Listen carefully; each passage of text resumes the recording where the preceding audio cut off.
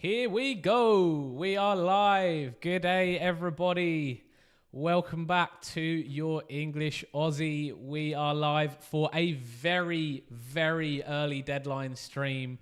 Apologies, I am not able to do one right on the deadline this week. I will be in midair probably at the time of the deadline. So we will be doing one today. We will be going through the press conferences as they happen today. There's a few coming up, a nice few Thursday press conferences, and we will, of course, be going through your teams, wildcards, normal teams, whatever you are looking for help with today. We will be live discussing all of that good stuff. First up, a quick look at what my team is. I'm currently on the wild card.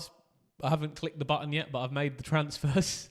If you haven't seen my FPL Dark Arts video, there's an explanation of why you should be doing that in there. I have trawled through all of the international matches over the last 7 days. Other than, surprisingly, like the African matches are quite hard to see everything that's been going on. They're not very well reported on. We do have a bunch of potential injury scares to talk through. We will obviously find out a little bit more detail as we go through the press conferences today. We'll go through that together as they come up.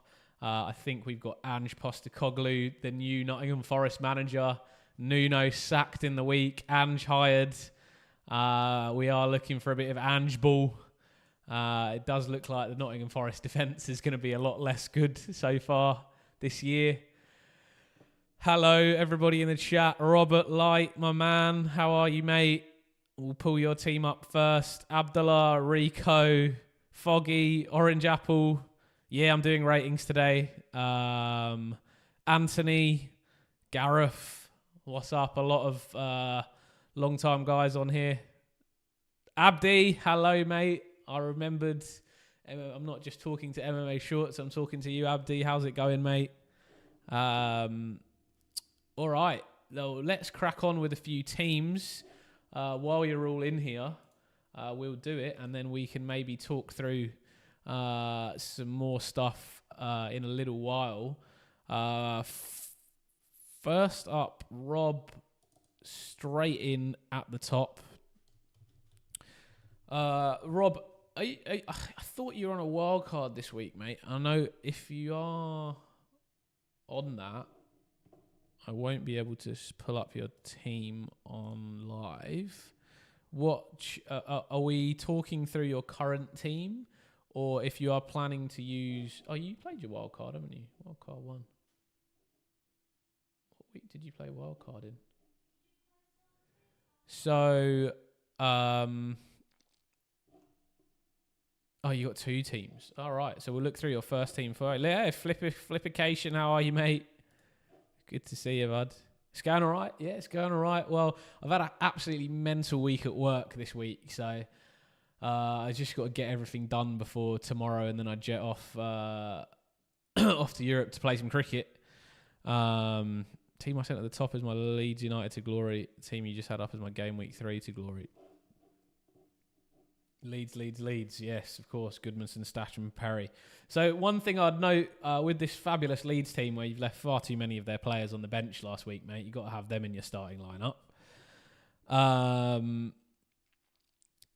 Abdullah, yep, for sure. We will do that. Free hit team. Yeah, would love to have not had such a hectic week, to be honest. I probably have not seen home before 8 p.m. every day this week, except for today where I just buggered off because I was doing this stream. But yes, looking forward to being on holiday, playing some cricket, etc.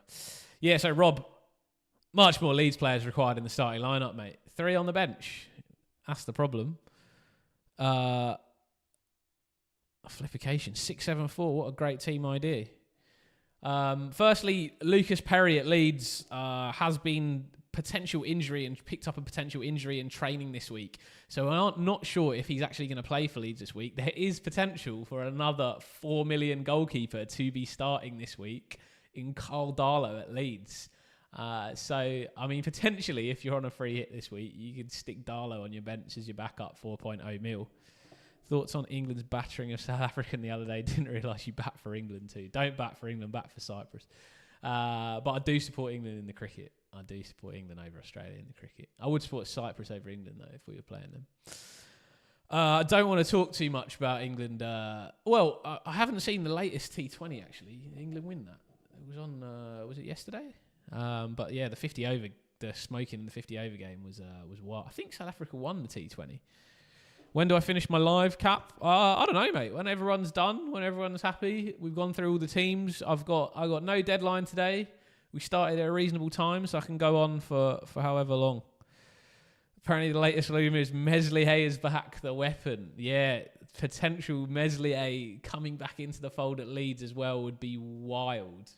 Absolutely wild. Dropped out of the team before after a few mistakes last season for Leeds, so could be back. We'll see. Still a first series win in ODI since 1998. I'll take that. Won the first T20 last night. Yeah, I thought I did see that. Yeah, I think the Saffers were going pretty well in the internationals as well. I can't remember who that opening bowler was for England that played one game. He bowled like 7 overs for 80. Probably never going to get another cap. Anyway, let's talk through these teams. And we'll get on to South Africa slamming England in the cricket later. So yeah, Rob, looking at this team, mate, obviously played your wild card already. Yeah, Perry obviously is your backup goalie. I'm sure it won't be a long-term injury, so happy to just leave that going forwards. In terms of defence, Pedro Porro, some really nice fixtures coming up for Tottenham. Kukurea, obviously, attacking returns. Munoz, some really nice fixtures for Crystal Palace as well, defensively coming up. So I like all 3 of those. I think True Fair from Bournemouth. I'm not the hugest fan of the Bournemouth defence in general. I think if you are going into that Bournemouth defence, I probably like the look of Senesi, just for those DEFCON points. When do I want a triple captain, Rico? That's all your choice, mate. That is all your choice. I cannot influence you there. Just all I'll say is whatever the week that I'm not playing other chips. Yes.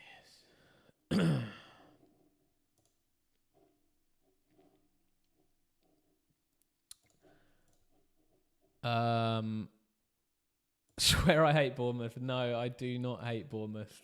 Do not hate Bournemouth at all.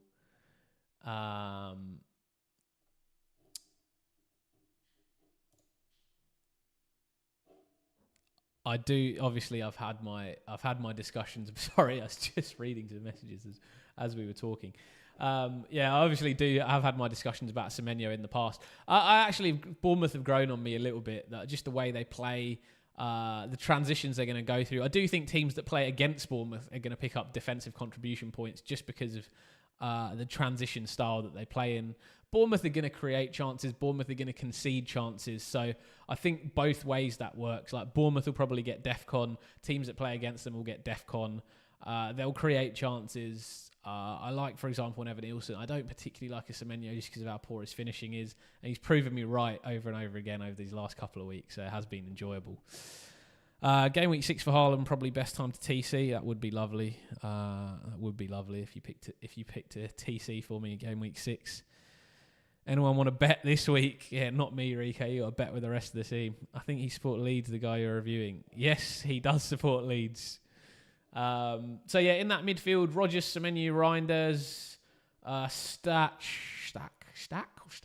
and also Pedro Neto at Chelsea. To be honest, like across this midfield, I think from an attacking perspective, like Chelsea, nice fixtures. Semenyo's obviously been in good form. Man City have got nice fixtures. You can't sell me on Stat in the midfield there. I think he's at 5.5, is he? 5 mil. Yeah, so I think at that price point of 5 mil, there's not too many players I like. I'd say Josh King at 4.5, Lafay of Sunderland at 4.9, and Pape Sarr at Tottenham at 5 are probably my 3. But if I was to shift out of stack, that was who I'd go for. Watkins up top, I think if you got to give him a little bit of an extra chance here over the next few weeks. If he doesn't perform, he's got to go. Wood, obviously, with a tricky fixture against Arsenal this week, but then I think, is it Burnley and Sunderland the 2 weeks after that? So probably the 2 best fixtures in the league, maybe excluding West Ham at the moment, and then Haaland just in great form. So I think for me, I'd probably be rolling the transfer here, Rob, in this team. I think your team's looking all right.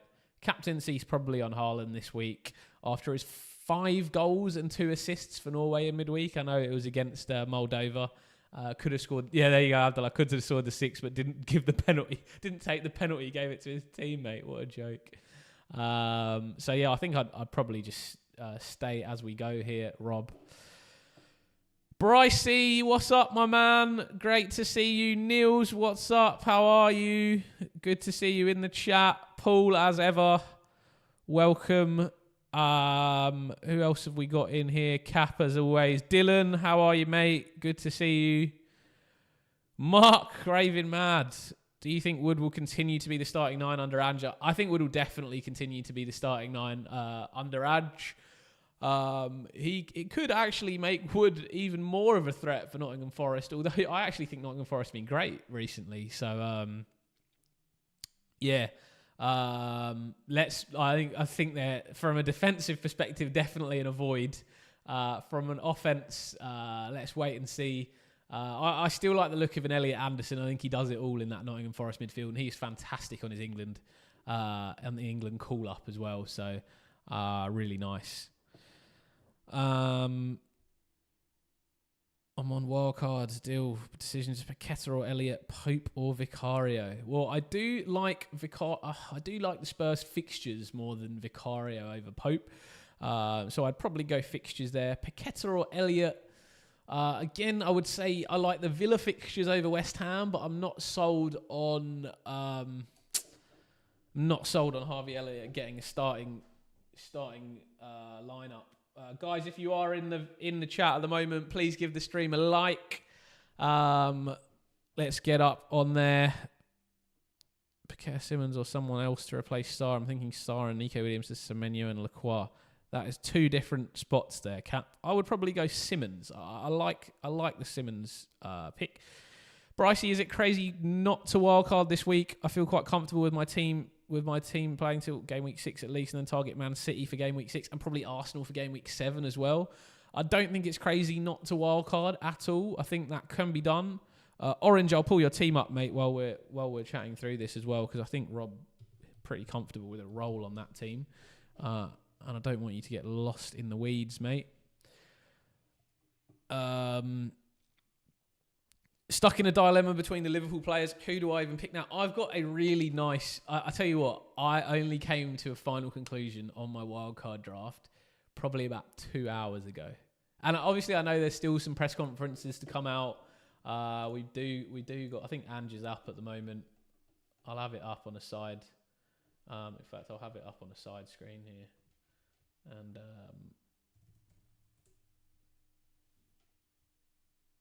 As they go through those press conferences, I'll let you know if anything comes up. But yeah, 15 minutes I think they start the presses. Orange Apple didn't free hit last week and haven't wildcard yet. Thoughts on wildcard? Yes or no? Also have 1 free. Yeah, I can see the 1 free transfer and 6 mil in the bank. Yeah, so Sanchez in goal. Chelsea fixtures more attacking, I would say, and nicer than the defensive fixtures, but. What we got? We got Brentford, Man United, Brighton over the next 3. Yeah, I don't love their defensive fixtures. But they've been good. They've done well defensively. Nico Williams, Mario. Yeah, I think Nottingham Forest under Ange is a bit of an issue. Anderson at Fulham, Leeds, Brentford, Villa. Nice fixtures. I think that's fine. Diouf at West Ham's obviously been a problem. And Rodon. Unsure if he's going to be back this week. Rob might have some news on... Leeds. But what I've got on Leeds at the moment is Goodmanson played 90 minutes for Sweden in 2 games, so he's available despite the flag. Rodon, Farke said that his injury is not too serious, so there is potential he's back for 4. He'll probably most likely be back for 5. Kevy posted my ID earlier in this chat. Is that okay? Yes, mate, but I haven't seen it. Yes. I haven't seen it, Kevy, mate. Try not to copy and paste it. If you type it in, it will be a bit easier because it hasn't come through in the chat, mate. Graham, afternoon, my man. What's up? How's it going? Unless he wants to finally give Bijo his bloody FPL debut. Yeah, I think Rodon potentially is out. Bijo also played 90 minutes for Slovenia in the international week, so his fitness is there. And then obviously you spoke about the Lucas Perry potential injury. So, yeah, I think Rodon's probably fine to keep in here. In your midfield, Wirtz, Kudus, Semenyo, Fernandez. I like Kudus. Wirtz has got to come good for Liverpool. Oh, that's it, Kev. Got it, mate. I'll put you up next. No stress, mate. Unless any members dive in. João Pedro, Watkins, Ekatike is real nice up front. I think in the middle, Wirtz, Kudus, Semenyo, Bruno, and King. I quite like. I don't think it's too bad. I think your defense is where I have the issue. I think your defence is where I have the issue. Obviously, Forest have got Burnley and Sunderland in 5 and 6, so I think you can get through it. I think you've got a bit of a tricky one this week because obviously Forest have got Arsenal, West Ham have got Tottenham, Rodon's probably potentially out for this week. No, I don't mind Semenyo. It's all right. If you've got him in your team, I'm not going to tell you to take him out of your team. If you're wildcarding, I would say he's not for me. But look, as I said, Semenyo picks up fantastic for positions for Bournemouth. He's bound to get chances if you're comfortable with having him in your team. For the amount of chances, he's gonna eventually score some. And like, yeah, he's all right. He's all right. I'm not gonna rip him today, unless someone puts him in their wild card. So yeah, I'd honestly. If you feel comfortable with this week, going through with probably one of Mario and Nico, or even both playing at the back for you, then I think it's okay. Yeah, Niels, I'll pull you up. I'll pull you and Dill up next. Yeah, I think it's okay to skate through because game week 5 and 6 you're probably going to be all right at the back, and the forward line's really nice. You just got to hope for Wirtz, really. Look, he's a little bit of a struggle. So I think if I had one transfer for you this week, I'd probably move Nico Williams to like a Maxime Lacroix at 5 mil, or a Munoz if you fancy that. When's the next best time to wildcard, if not now? I would say probably game week 12. Like game week 7's a nice little swing to Arsenal, but I think if you can use your transfers nicely to move your team towards that, then fine. I'd have looking at your team, that swinging 7, you'd have to make some moves in the defence a little bit. Probably to Mario, maybe to Gabriel in 7, something like that. Maybe bring an Eze in around that time. But yeah, I think the wild card's maybe 12. But potentially 7, but otherwise 12 for me. Who would you start? Would you start King, and if so, for who? Yeah, I'd probably start him for Bruno. That's going to be a super unpopular call. I mean, honestly, I would actually. I'd start him for Bruno.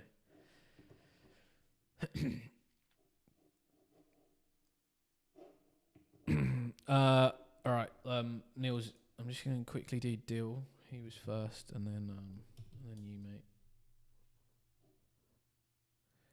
Jamie T, afternoon, bud. You're in wildcard. Current forward line, can't see anything there. Fair okay, cheers. I'll probably do Diouf or Nico to Munoz. Yeah, I think either of those are good. Oh yeah, maybe Diouf would be the way to go because the next 2 weeks for the Forest defenders are good, so I'd probably go there, Alex. Deal. Are you on wildcard this week, Deal?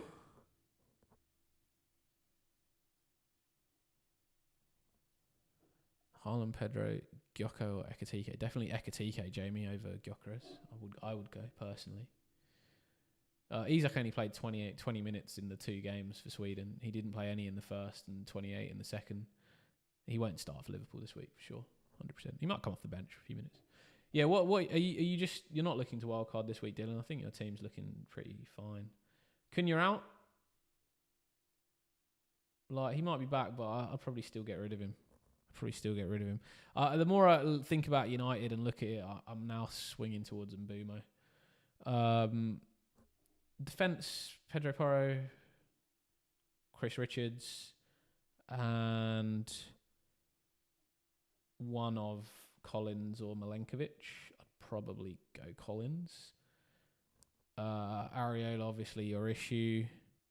The ID doesn't show wildcard. Yeah, it doesn't show your wildcard team. If you've got a wildcard team, if you can send it to me on Twitter or Insta, and I'll pull it up. Yeah, deal. Just send me the team on one of those, and I'll pull it up. In the meantime, I'll just do Neil's before he goes to bed. But if you just let me know once you've sent it to me. Yeah, sorry. To be honest, I don't know if you need the wildcard deal. Your team's pretty nice. Neil's, you're not on wildcard this week, right? Am I right to say that, mate? Looking to bring in Laquan Watkins for De Kuyper and Gui. 5 mil in the bank. Kuyper and Gui. Lacroix. Yeah, I really like Lacroix at the moment. And Watkins.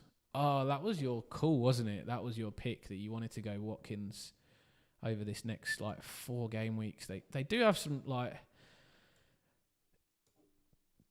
they got nice fixtures up until 7. I mean, for that I would say yeah, but then I think after 7 you probably come out of Watkins if he's not going well, and you have to go into then probably an Isak or a Strand Larsen or a Gyökeres.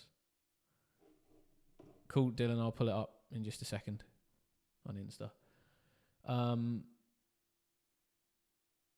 Niels, this week, mate, I'd probably be looking at Ain't Nuri, Lacroix, and Anderson, Nico and Rodon on the bench. Midfield, obviously, you're going to play. You're going to play everyone except Dewsbury Hall, obviously. No, I'm joking. I mean, you're going to play Dewsbury Hall, aren't you? You're going to bench Anderson. Or are you going to play Anderson over Wood? Out of Watkins is going to be 7 or 8 with me towards Arsenal, yeah. I think Anderson versus Wood is an interesting call via Arsenal. I'd probably play Anderson and hope for the DEFCON points because he's going to be working very hard breaking up that play. And just hope for the 4-pointer. And then just expect Wood not to do anything. Probably benching Wood, yeah. I think Wood, Rodon, and Nico is probably my bench. Yeah, I think that's all right, mate. I know your plan. We've talked through what your tactics are and your plans are going forwards. Take a Touch podcast. Been looking for. Hang on, mate. I'll get to that. And your plans going forward. So I think those transfers work for you. You I hope. Captain Salah, yeah, surely against Burnley.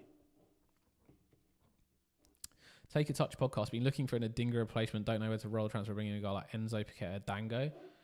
I really like Enzo. He's going to be on pens at the moment while Palmer's out as well. If Palmer's still out, we'll obviously wait to the press conference. Enzo becomes even nicer if Palmer's still out this week.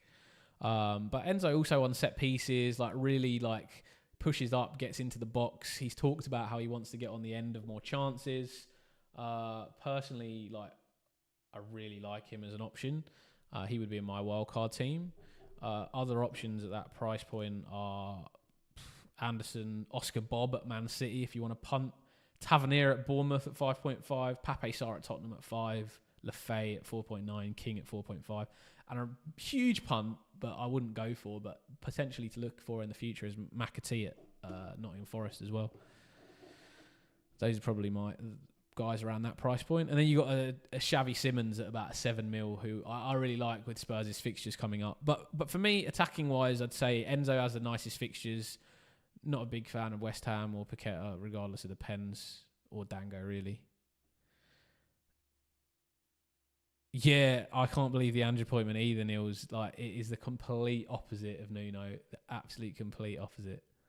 Should punt Okafor from Leeds. Big promise. Rob, I don't know whether I can trust your Leeds. Like, I can trust your Leeds information, but for which players to pick, I don't know, mate. You love them too much, mate. Blinded by the lights. You got to promise me you're not blinded. Dylan on Insta.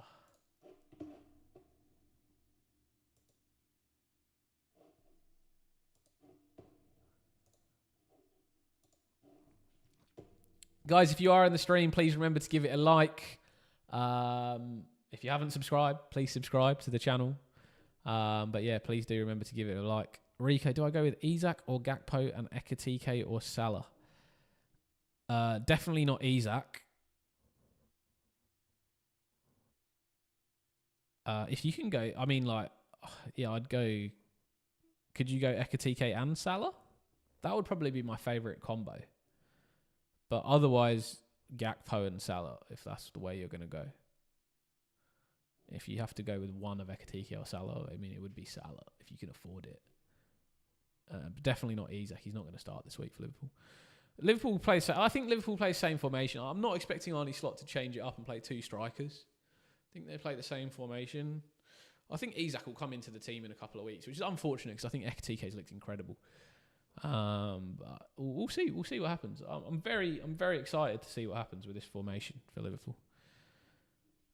Ange midfielders getting DEFCON, unbelievable. Mate, Elliot Anderson's still going to be good. Palmer seen in trading, leave it a few weeks. Yeah, I still think Enzo's a good pick even with Palmer. I actually would rather Enzo than Palmer. Controversial opinion. I would rather Enzo than Palmer. Just think he just gets into way better positions much more frequently. Repent Master. I think you either sell Aston Villa attack now or be prolonging until game week 7. Yeah, I think you make the call with Aston Villa right now. You either get rid of them or you keep them. Because game week 4, Everton's not that easy a week. But once you get to game week 5, you got Sunderland, you got to have them. Fulham and Burnley, you got to have them. So, yeah. Dewsbury Hall or King plus 0.5 on wildcard? King, Jamie. Major call on Enzo versus Palmer. Yeah, honestly, I'm not concerned about making that call. I would go Enzo over Palmer. I just think he gets into far better attacking positions on a lot of dead balls, on corners, which Chelsea have been great from. Like, he takes corners as well. So yeah, I'm not the biggest fan. Not the biggest fan of Palmer. I think he's sold out many times in FPL. Good player, like, no doubt, but yeah, for a pick at 10 mil, not for me. All right, deal. This wildcard team. So Vicario, Pedro Porro, Cucurella, Munoz. Blinded by the lights. I am the light. That is sensational, chat, Rob. Sensational. So you are blinded by the light. You are the light. That is it. You can't see past your own name. That is just top class. Yeah, I like the Pedro Porro pick for the Spurs fixtures. So I'd say fixtures-wise, defensively, I would say Palace, great fixtures. Tottenham, great fixtures. Liverpool, Aston Villa, and probably Sunderland. But, I mean, Sunderland defence, much. So looking at this, I think Pedro Porro I like for the fixtures, potential attacking returns. Munoz, again, we'll talk a little bit about Munoz. I think I've got something to say about him. I'll come back to him. Cucurella, you're obviously going for like the attacking return fullbacks, which what I would say on your wild card is, given that you're not gonna want to use your transfers on defenders, if that's the way you're thinking about it, I would consider trying to get maybe a couple of DEFCON defenders and then maybe a couple of attacking defenders in there, because Longer term, the DEFCON defenders are going to outscore the attacking defenders. Short term, if you're not on a wild card yet or you haven't played it, I'd be going for the attacking fullbacks, because short term you've got more chance of picking up the variants and getting those attacking returns now. But when you go onto a wild card and you're going onto it for an extended period of time, if your plan is to not make transfers in the defense and focus on the midfield, which could be a good tactic, I would potentially look to bring in a couple of DEFCON defenders, because I think over the long term they'll outscore the attacking defenders. And I think the three clear leaders that also have good defences, or two that have good defences at the moment, are Lacroix and Virgil van Dijk. And the third, who just seems to be fantastic for DEFCON because of the style of play, is Senesi at Bournemouth. And that's just because of the way Bournemouth play, like the pace that the game is played. There's far more like possessions per team, turnovers per team, transitions per team. So there's more like defensive contributions that he'll be involved in. So I just personally think that Munoz pick for you, like given that you like the Palace, that could really be Lacroix.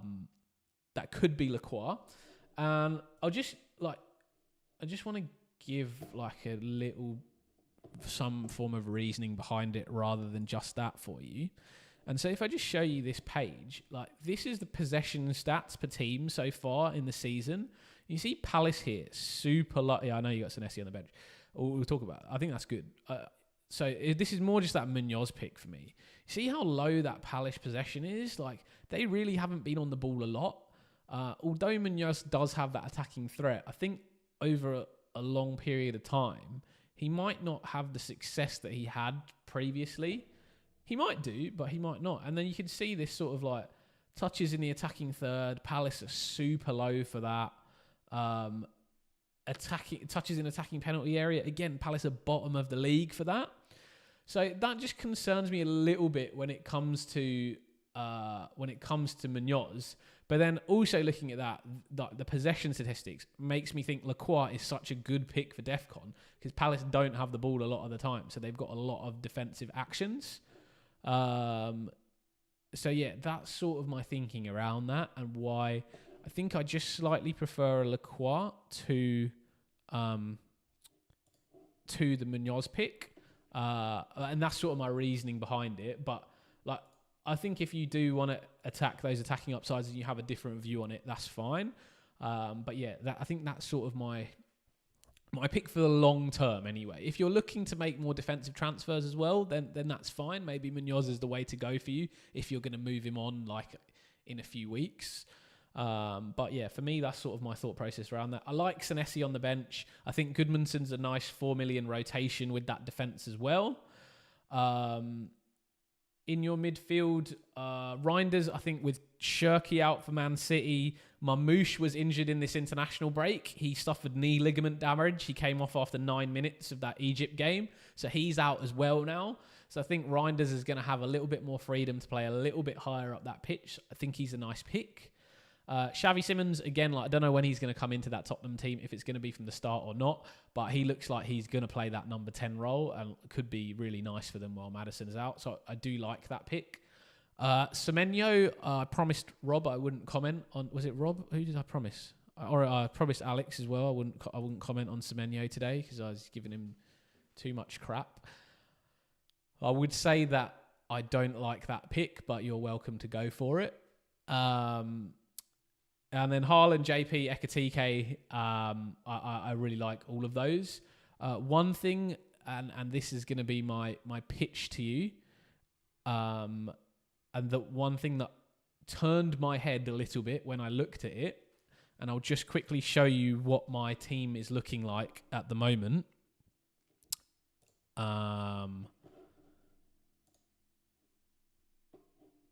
Just to consider.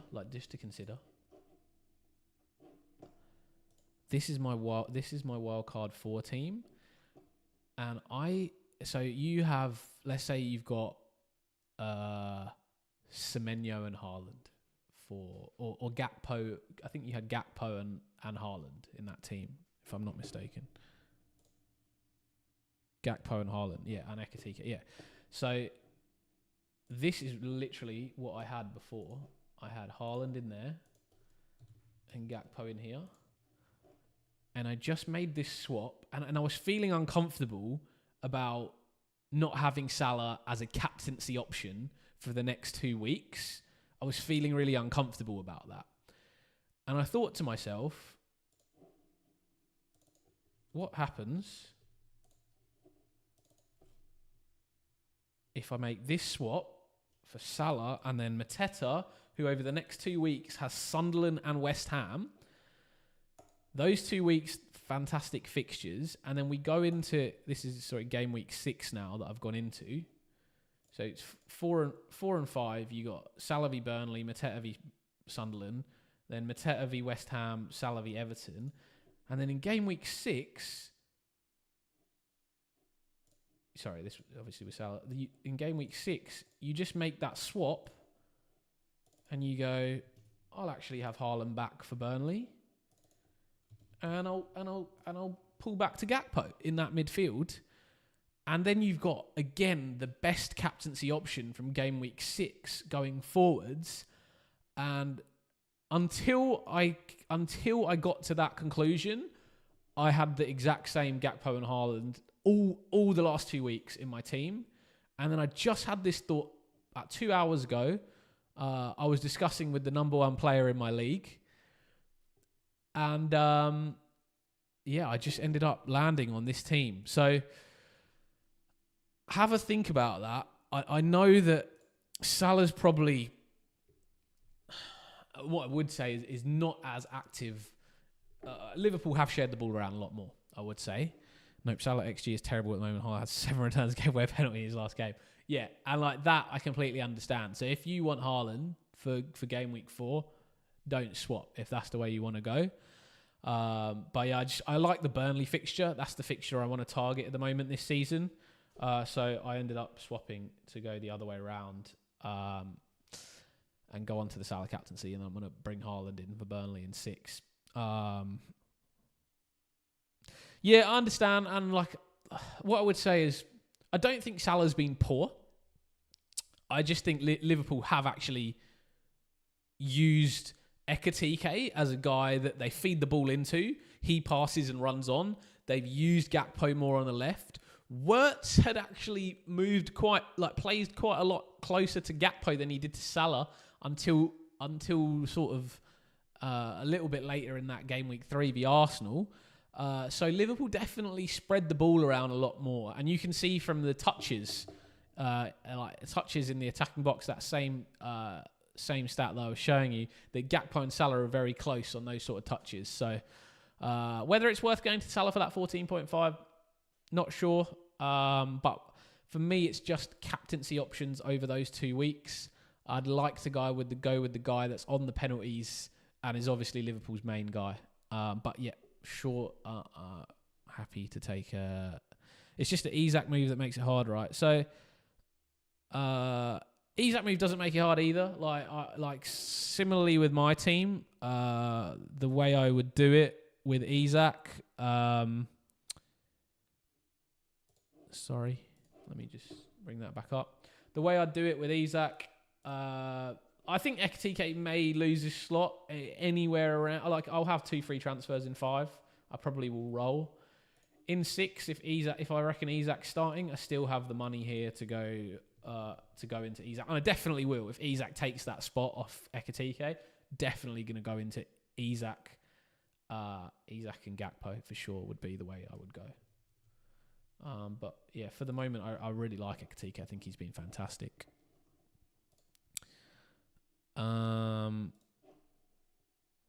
Yeah, so those are my thoughts there, Dill. Hopefully that's at least giving you some things to think about. I know you might not agree with some of them, but that's fine. You know, every team's different, and you got to go with your gut instinct at this stage when you don't have all the data.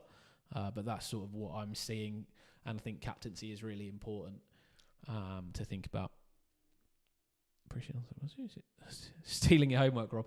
Yeah, Rob, mate. Honestly, I saw your draft and I couldn't afford it, but I wanted it. who stuck in their team ID? I think Bryce did, and then Kevy as well. So let me just pull up, if that's all right, Dill, and you've got nothing further. I'll just pull up Bryce.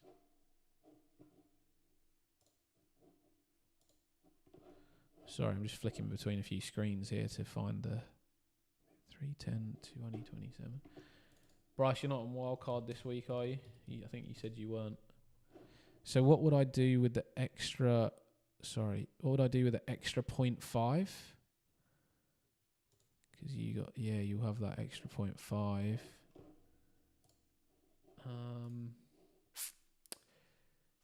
Extra 0.5. Hold on to it, mate.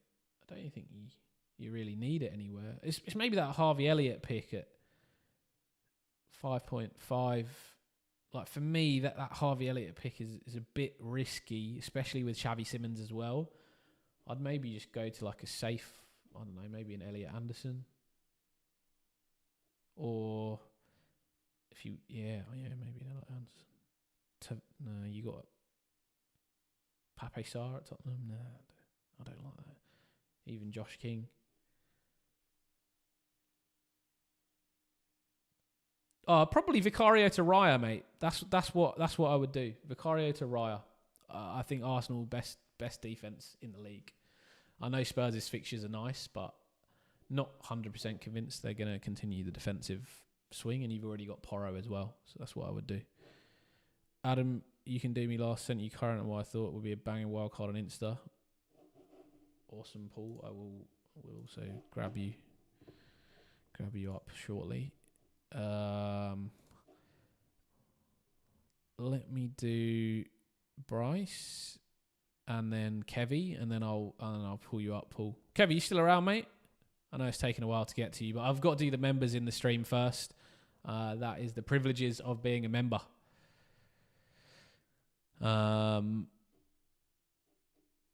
Thanks, Dill. That was yeah, Rob, can you send me your draft again on Insta or Twitter as well so I can pull it up? Cool, thanks, Kev. Sorry for the delay, mate. Bryce, all right. So Sanchez in goal. Like I said, I think the Chelsea fixtures are not amazing from a defensive standpoint. I think attacking, it's nice fixtures, but defensively, the next few are not the easiest, I would say, with Brentford, United and Brighton. I think all of those teams are good defensively, and then Liverpool after that. Van der Ven at the back, nice. Nico, tricky game this week, but then 5 and 6 is nice. 8 Nuri, I think, is good. And then obviously Diouf. West Ham are really struggling defensively, despite Diouf being very attacking. And then Stev at Burnley, the toughest game. Toughest 3 fixtures, or 4 fixtures for Burnley: Liverpool, Forest, City, Villa. And not very easy. Six, hello, my man. How are you? How are you indeed?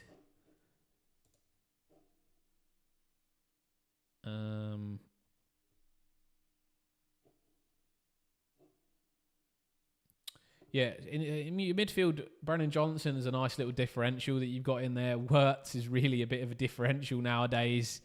Salah, again, I like for the captaincy option. And Bruno, I guess you're looking at the potential for him to get DEFCON along with other like penalties, etc. Fantastic captaincy shout from you on Bruno last week. Well done.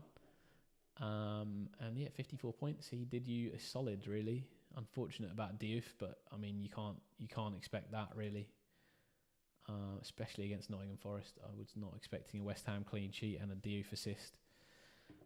So it definitely would have gone the same way round that you went. Hope you're well, Six. Hope all is good. And then yeah, up top. And Elanga. So just to talk on Elanga.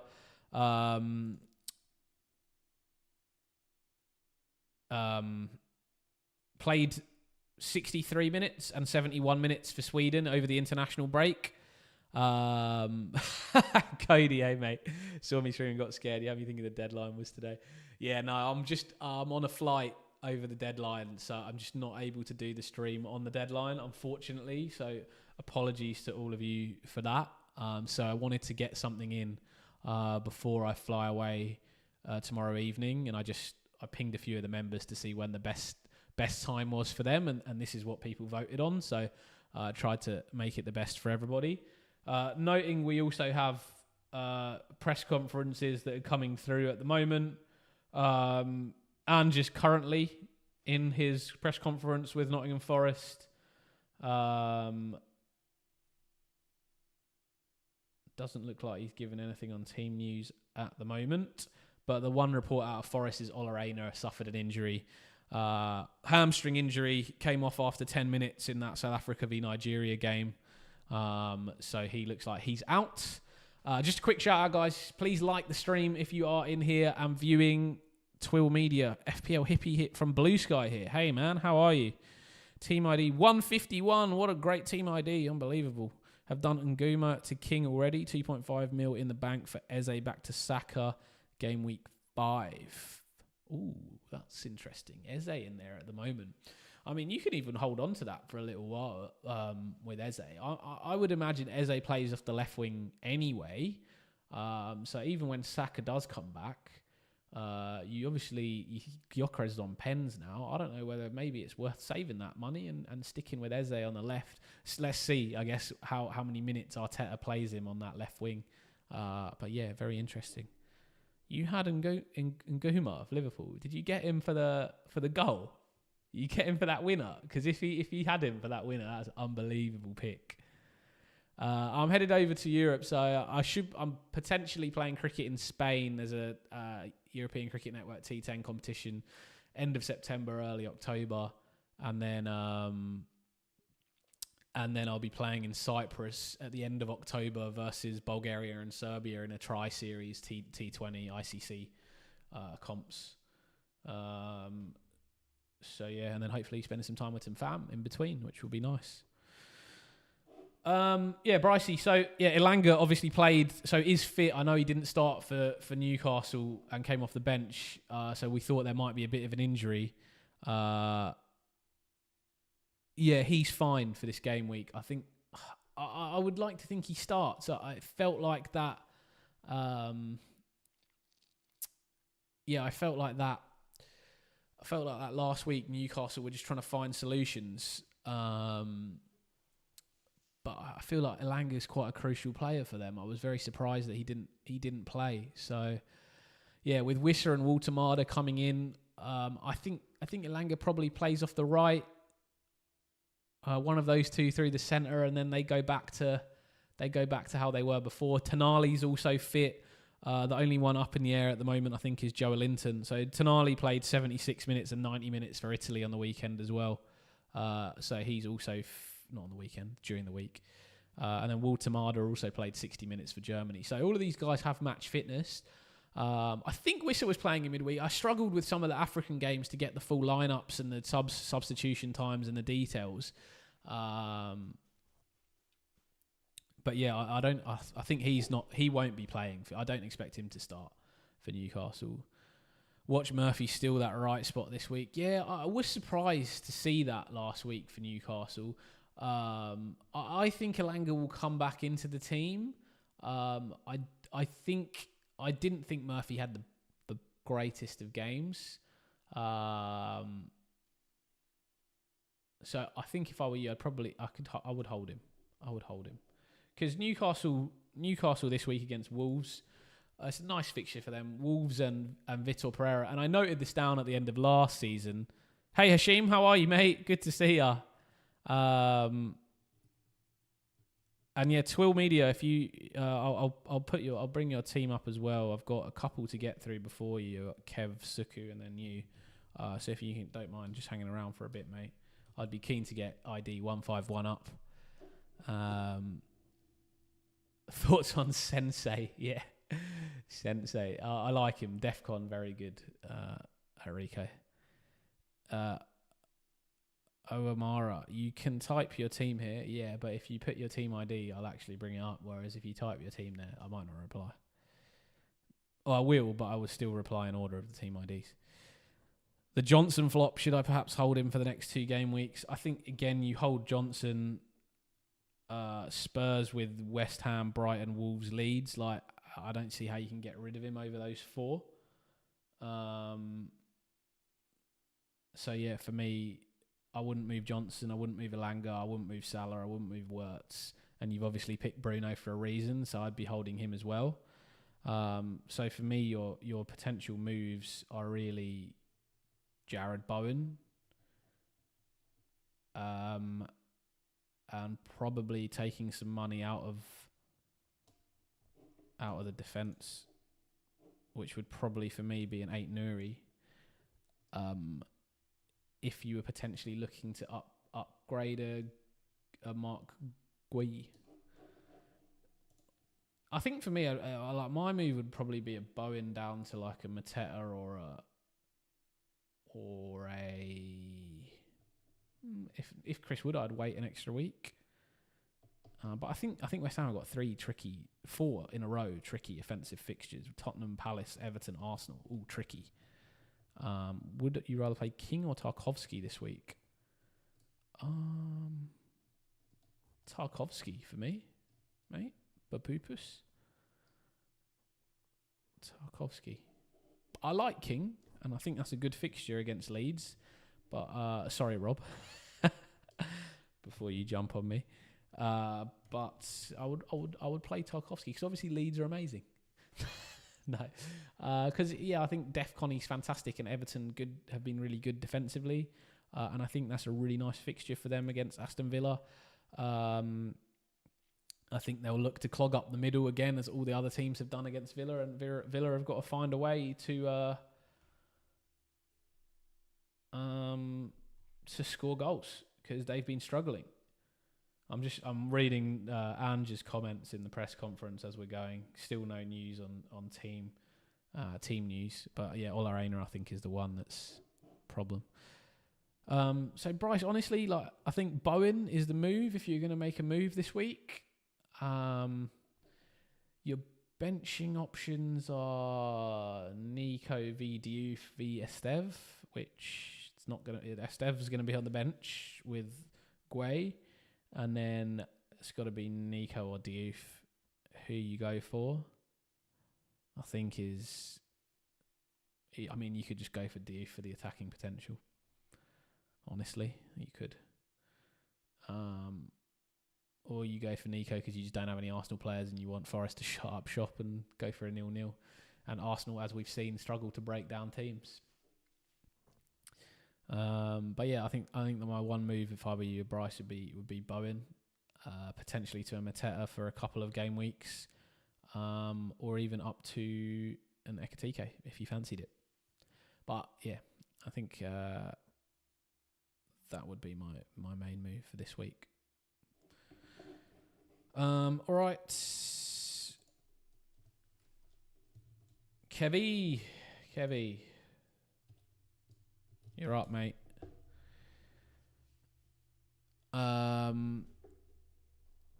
What's happening? Kev, any thoughts for this week on like what are you? Is there anything you're particularly looking to do, or just want a bit of advice on what I would do? So weirdly, I think your team looks like, just looking. I haven't really read through it, but the colours make me think that you've got all the right teams. Raya in goal, like Tarkowski, like Milenkovic, tough game this week. Would probably bench if you've got cover.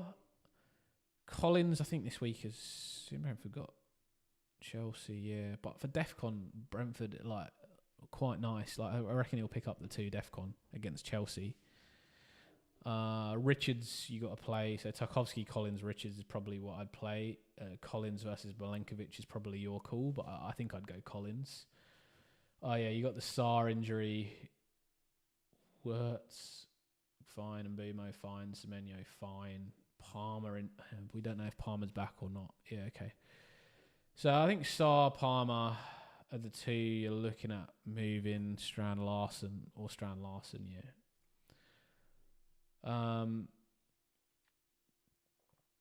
2 mil in the bank, so you've got money in the bank. Sarr with a grade 2 hamstring tear, so I would say probably about 3-4 weeks for him. So he probably doesn't come back until the more difficult run of games for Palace. So I'd get him out. I think he'll miss game week 5 as well. Bowen to Mateo Bricey, nice one. Nick, hey bro, what's going on? If all can consider Munoz or Cucurella for Diouf with Romero, Lacroix, Steve and Maria, my other defenders.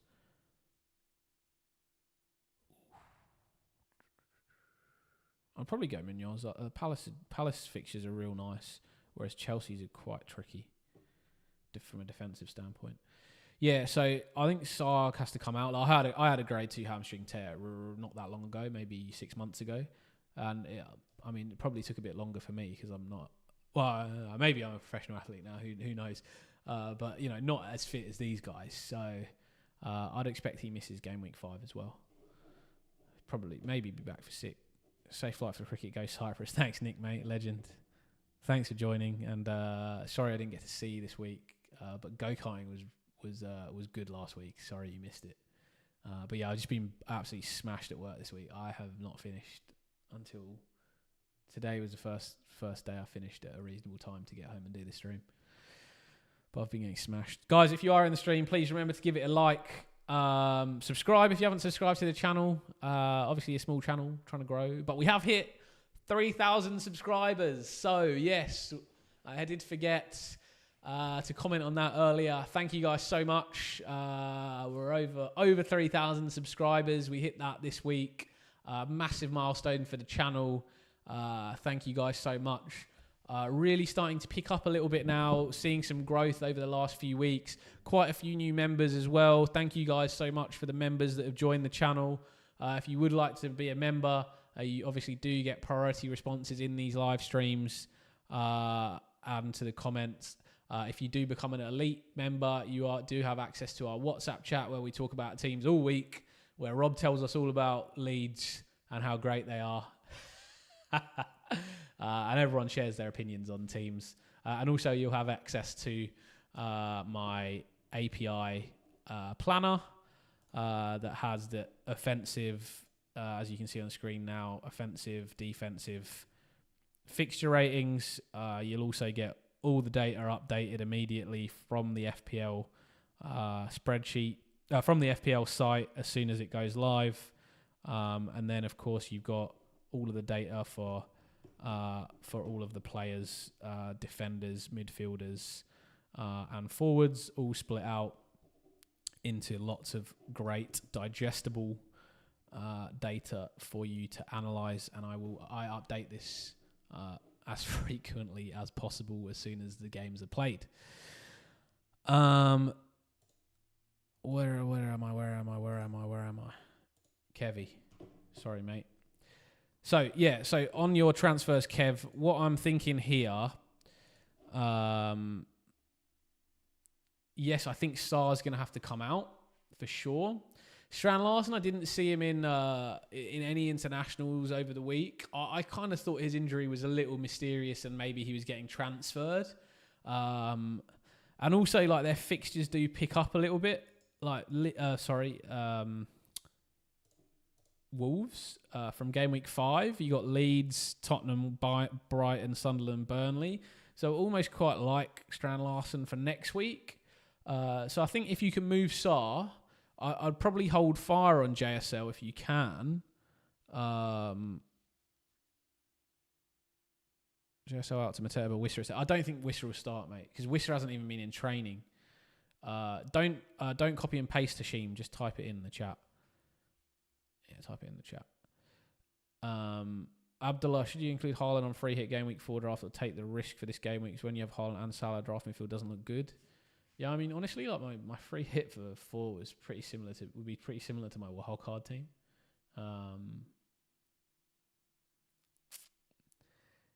I probably wouldn't, mate. I probably wouldn't. If you can find a nicer team without that and a really strong midfield that you like, then don't. More for me, I would say the defense. Like, I would want a strong defense. So if you can't get a nice defense without Haaland, then who do I think Sarr to? And any advice on captaincy option? No Salah Haaland drafts always interesting. Yeah, very difficult without Salah and Haaland. I mean, mean, I would play the fixtures. For me, is probably the way I'd go. I think if you got Palmer and he's definitely going to play against Brentford, that's a nice one. Or you could go Wirtz. Like, honestly, I don't mind either of those. I like the midfielders as captaincy options because they have the bonus potential of the 1 point for the clean sheet. And yeah, on the SAR point, I think you got a few options for me. So you could look to go into that Chelsea midfield as we discussed and go to maybe an Enzo. He's got a nice 3 game week run, which I like. Chelsea offensively. You could look to go for like a Gakpo against Burnley, and he would be a really nice captaincy option as well, I think. Or you could look to maybe like some of the cheaper players if you are looking to maybe... I don't think you're going to upgrade elsewhere, really, so I don't know if you need to go cheaper. But yeah, the cheaper ones that I would have are Reinders, Oscar Bob as a punt at Man City, Tavernier at Bournemouth, but you got Semenyo, so I wouldn't go there. Josh King at Fulham, probably my punts, but any chats with a number just won't send. That's really weird. Type the numbers out as words. Good suggestion, Foggy. No, as in like you type 4 as like 4. Do you know what I mean? Like 4, 5, 6.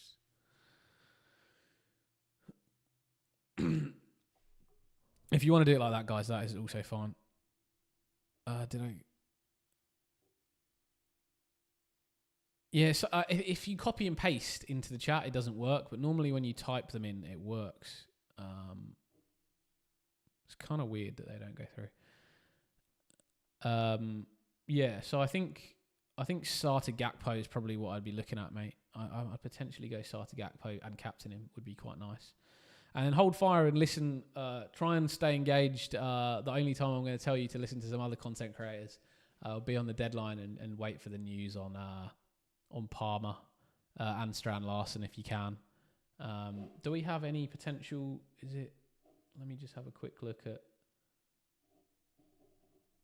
who's coming up. Not today. No, we don't have any of those guys today. We got Leeds, Forest, Sunderland, West Ham today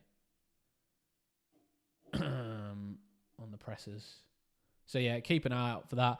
Drop me a DM or a Insta if you want updated news. I'll try and keep an eye out tomorrow while I'm at work before I fly off. Groovy stream, Phil Media. Thanks, bro. Appreciate it. Maybe in emojis. I haven't seen it, Hash, mate. It hasn't come through for me. I'm sorry to say.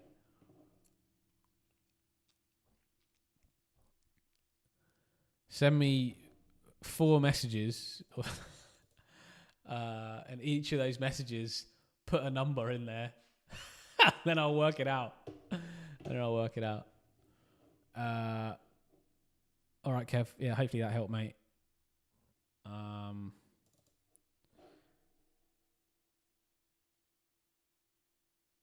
Rob, you sent through on Twitter. Let me have a look, buddy.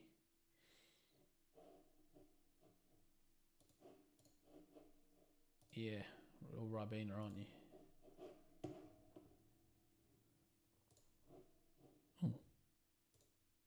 Oh. It's weird. Yeah, there we go, Hash. They're coming through, mate. They're coming through. Quick, someone disrupt him. What if I block you? You got one more. Did I get in first? You got one more number? I tried to get in. Try to get in the comments.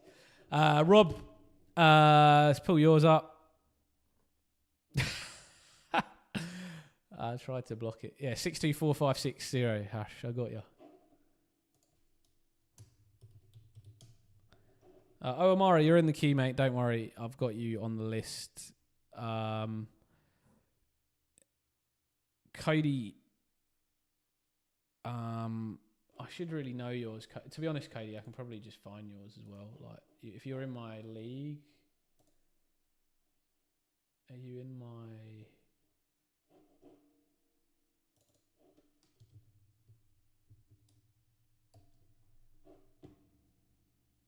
Are you an elite member, Cody? Because I have like an elite members league, and it's easy to find everyone from there. Can't remember if you are. Yeah, Rob, I'm pulling your team up now. 6, I'm pretty sure I saw yours. Yeah, mate, I did see yours.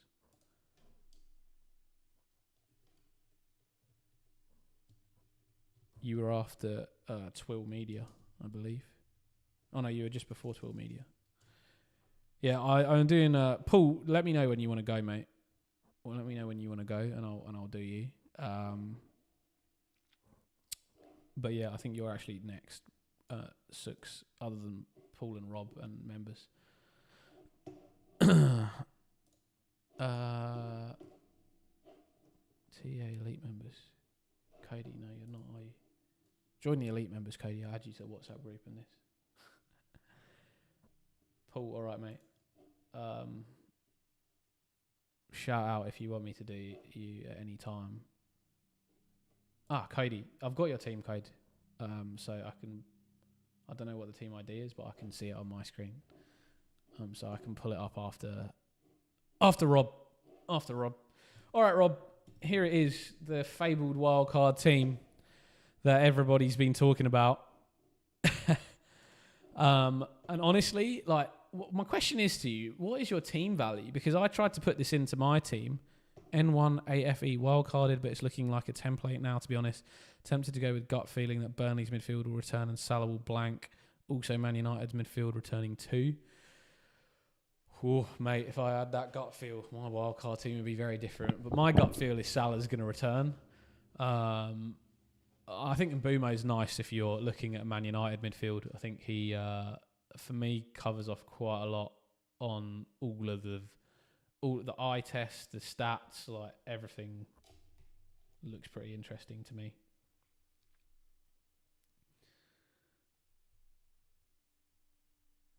No team news from Big Ange. So yeah, Raya Dubravka I really like in goal. Rob, Virgil, Lacroix. As I said, those two and Senesi are my favourite 3 defenders for DEFCON. Senesi due to the style of play for Bournemouth, like lots of transitions, lots of chances for both teams. So there'll be more defensive actions. Virgil, I like just because Liverpool are going to keep a lot of clean sheets and they have good fixtures. And if he's picking up DEFCON on top of that, that's going to be great. He also is a threat from corners. So he's got everything going for him. I really like Van Dijk. Lacroix, I think, is probably going to go a little bit under the radar for a while. And I would like to get him in because, as I showed earlier, the Palace possession stats, they're like 39% possession. Flippication. Yes, you are on the list, mate. Yeah, sorry, I got Paul sandwiched in there, so I forget some of the people that are here. But let me just double check. Yeah, sorry, Flip, you were actually before Six, weren't you? So you are actually up next, Flip. No idea if team values took your advice to not click wildcard so early in the break. Yeah, excellent. Well, you got 0.1 in the budget, mate.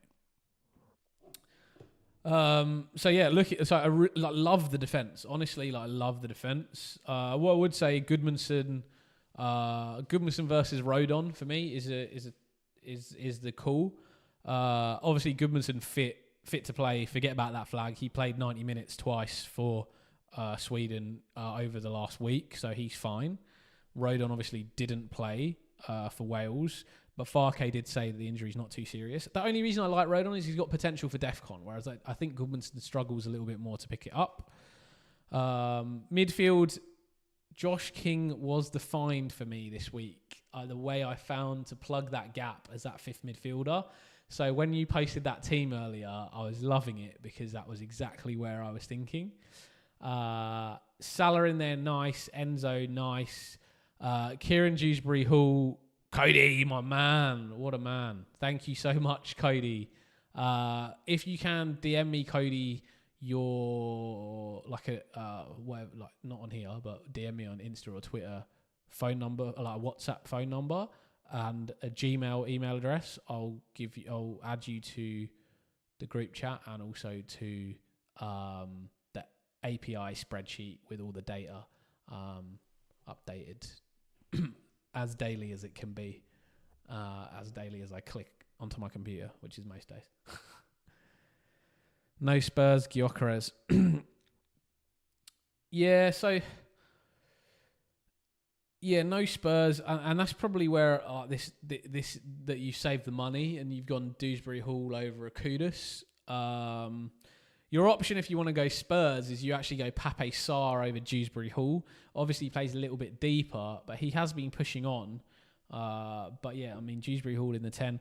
Look, I don't have a problem with this Dewsbury Hall pick anymore, as much as I did at the beginning of the season, because I've seen him start to play in that 10 for Everton.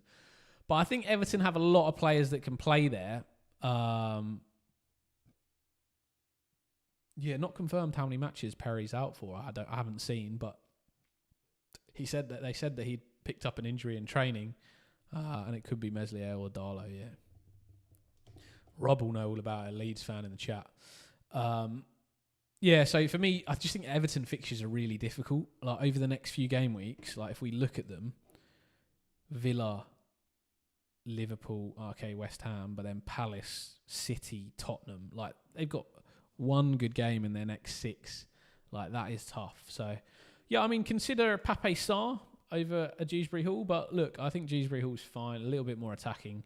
Lefay of Sunderland at 4.9 could be nice as well. So yeah, look, you've got there are options in that 10 role for Everton. They got Carlos Alcaraz, they've got McNeil, they've got Grealish potentially.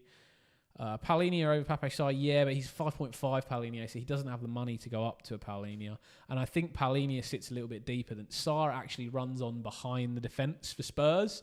So I'd actually prefer Sarr to Palhinha, because if you see the way Tottenham play against teams that have quite a high line, is that Sarr, when Tottenham fullbacks get the ball, Sarr kind of gets into that gap between the striker and the winger and tries to run on off the first touch of like a Richarlison or Kolo Muane now at Spurs, or even a Kudus. So yeah, I quite like Pape Sarr because of that reason.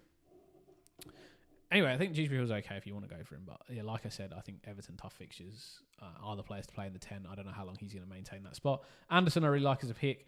Up top, Haaland, João Pedro, nice. Guess no Bournemouth does that. Yeah, that's right.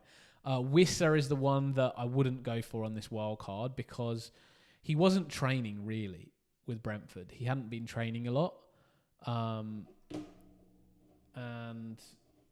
you're making me want to actually have a little look and see Wissa if he got any minutes.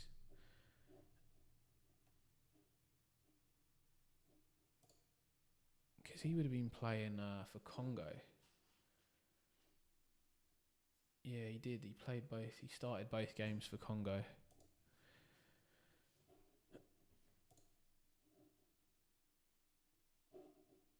Came off at 62 for Congo in the first game. And scored again against Senegal. He must have come off. Yeah, he's not up to full match fitness. Came off after 74. Pedro played. Yeah, Pedro played. As in João Pedro or Pedro? No, I mean, they both played. But yeah, they both played. No problems with either of those. So yeah, I just think Wiss is not going to go straight into that Newcastle team. So for me, I probably go a Mateta at 7.5. 2 really nice fixtures. And then if you want to move off him after that, you can. Yeah, he's got Sunderland, West Ham over the next 2. Alternatively, if you want to go Chris Wood and you're comfortable with like a 3-5-2 this week, and then Chris Wood for 5 and 6 against Burnley and Sunderland, you could do that. One thing is the issue is Eddie Howe is known for not playing people that's been on international break. I actually didn't know that fact. That's interesting. Yeah, Yeah, if you want to play 3-5-2, your full midfield, and then like just isn't just for game week 4.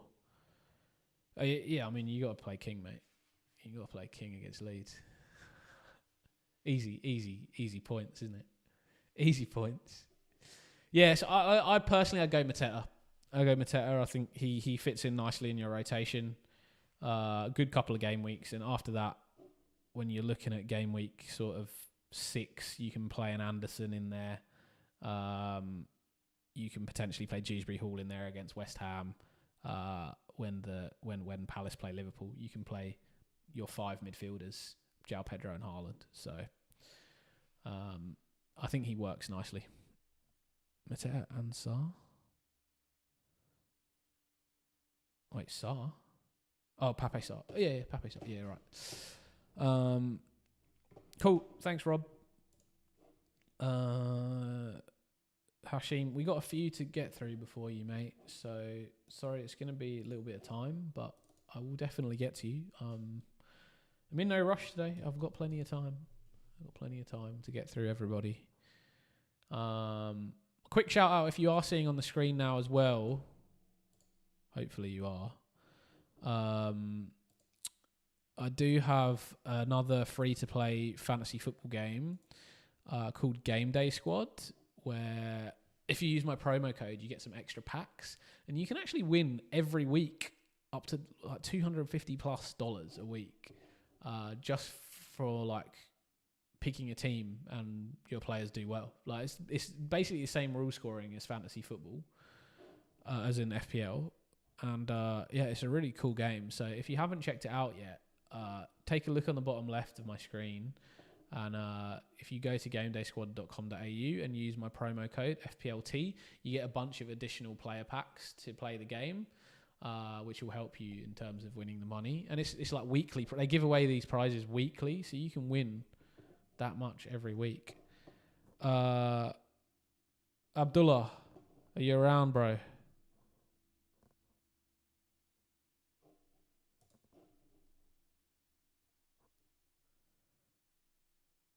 Flipication, yo. Oh, sorry, I haven't. It's not on the screen, but I've got your team up. And you can see Cody just slid in here on the right. Cody, are you after me looking at this team as well? Do you mind if I just do Flipication and then come on to you? I'm assuming you're here. All right, Abdullah. Assuming no wild card this week, I think the team looks quite nice. Watkins, João Pedro, 3.1 in the bank, potentially to upgrade Gui. Probably to a Mateta, I would say. Planning to Gui to Mateta, have exact money, so if he goes up by deadline, not sure. Let me have a quick look for you. Expected price rises.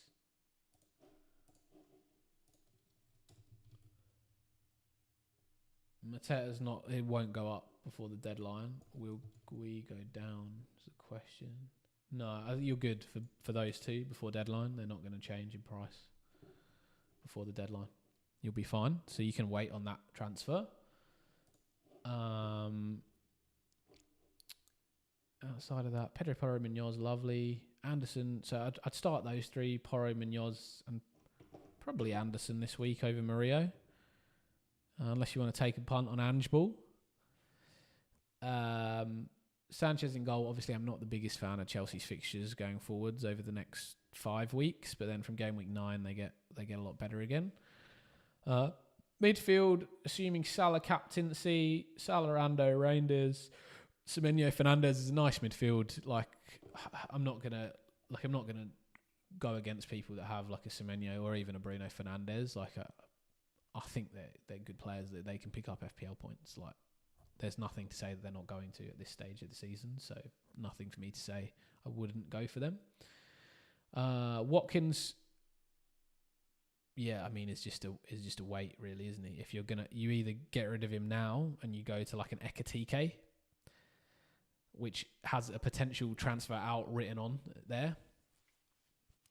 But Burnley, lovely fixture. He'll probably get 70 minutes.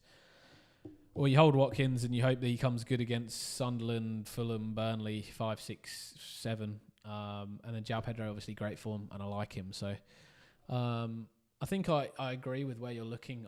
My transfer looking at this team would also be Gui to Mateta for a couple of game weeks.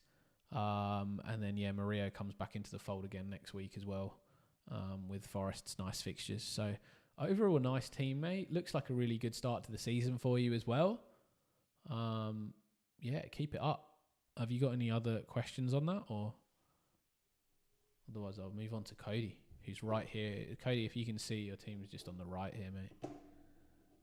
Just got you boys here. Cheers, mate. No, thanks. That's it. Cool. Thanks, Abdullah. Appreciate you joining, and sorry it took a little bit of time to get to you, mate. Thanks for hanging around. Cody, Sanchez, Tarkowski, Anderson, Murillo, Verge, Salah, Reinders. Ruta is a bit of an issue. Isn't he? Would like to get some team news on Ruta.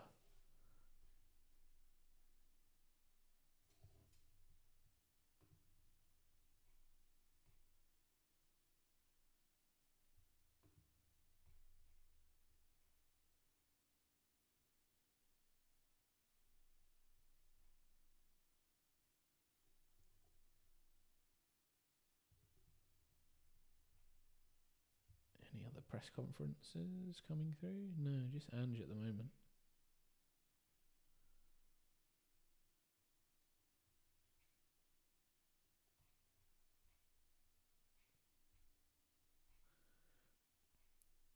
He hasn't said anything about team news at all. Sorry, I'm just looking at his team news. Forest has a clean bill of health other than Aina. He had a problem with the national team. Rest of the boys today is the first day I've had my eyes on them. They're all fine. Zinchenko is the only other one who isn't fine. So they're struggling at that fullback position at the moment. One of their backups are going to have to come in. Cody, I was going to do Palmer and Jorginho to Bruno and Doyle last week, but forgot. Probably something similar this week. Thought about wildcard, but not sure it's worth it. It's quite an interesting team.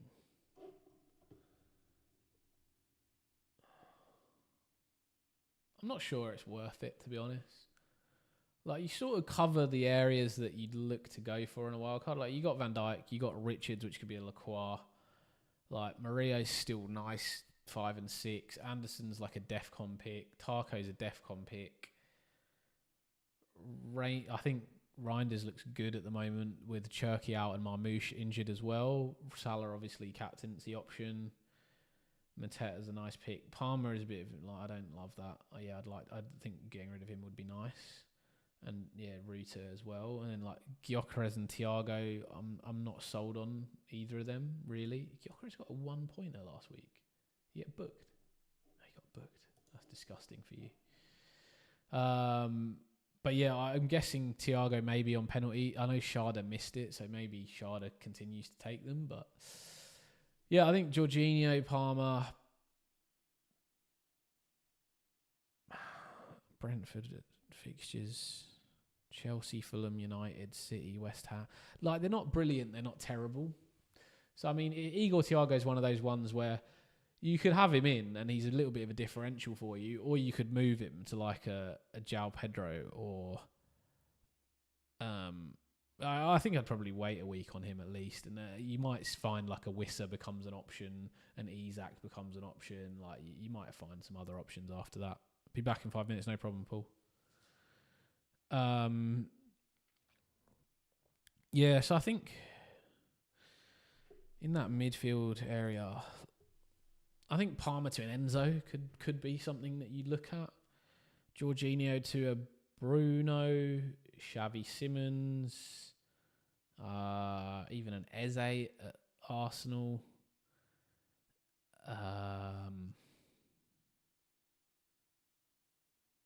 Those are the kind of Kudus as well. Nice price. No, I think nice. If you don't go Simmons, I think that's sort of where I'd be looking at in that mid. I think midfield is quite a difficult place to go at the moment. Even a Gakpo. Do you think Eze will be starting? I think Eze will start. This week. I do think they'll start this week. But yeah, I consider a Gakpo. But I think if you want to go to Isak in the future, then maybe that's why you're not doing that. 3 mil. As a lover, he'll get a hold of you. Believe it. As in like he'll do great for the FPL team. Is that what you're saying?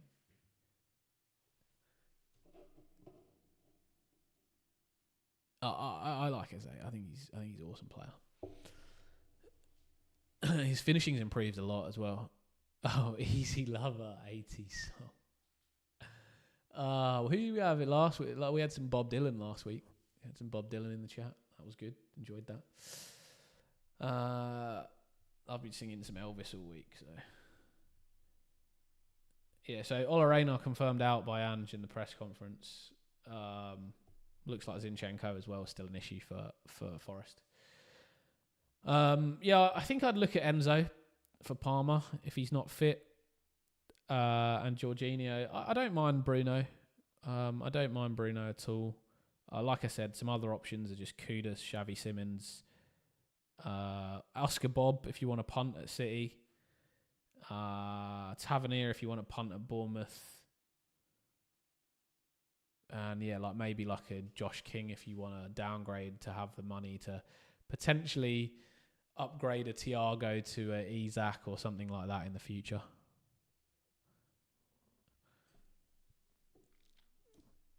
Hopefully that helps, Cody. Do you have any other questions?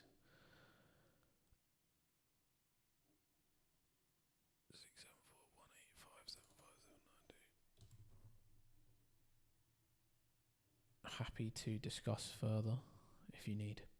Just let me know. Six. I think this is you, mate. Riles. Always.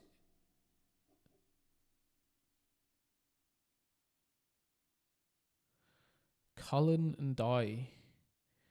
Yeah, I actually really like and Dye. I like Grealish as well, but I just think Everton's fixtures are so tough. And I think Cullen at Burnley is they have the same issue, like Liverpool, Forest, City, Villa. Yeah, Omara, you are 2 away. I've got Twill Media and then you, and then Hashim.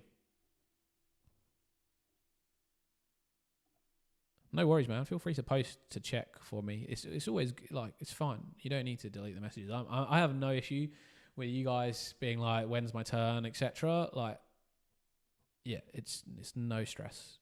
Feel free to ask the question. Keep me on my toes. Make sure I've not screwed up. But if you're in here, hit that like button. Subscribe to the channel. I will be overseas, but I will be continuing to do videos, just not with my nice setup. I'll have a bit of a different setup. I got a spare mic. I'll be taking my webcam along.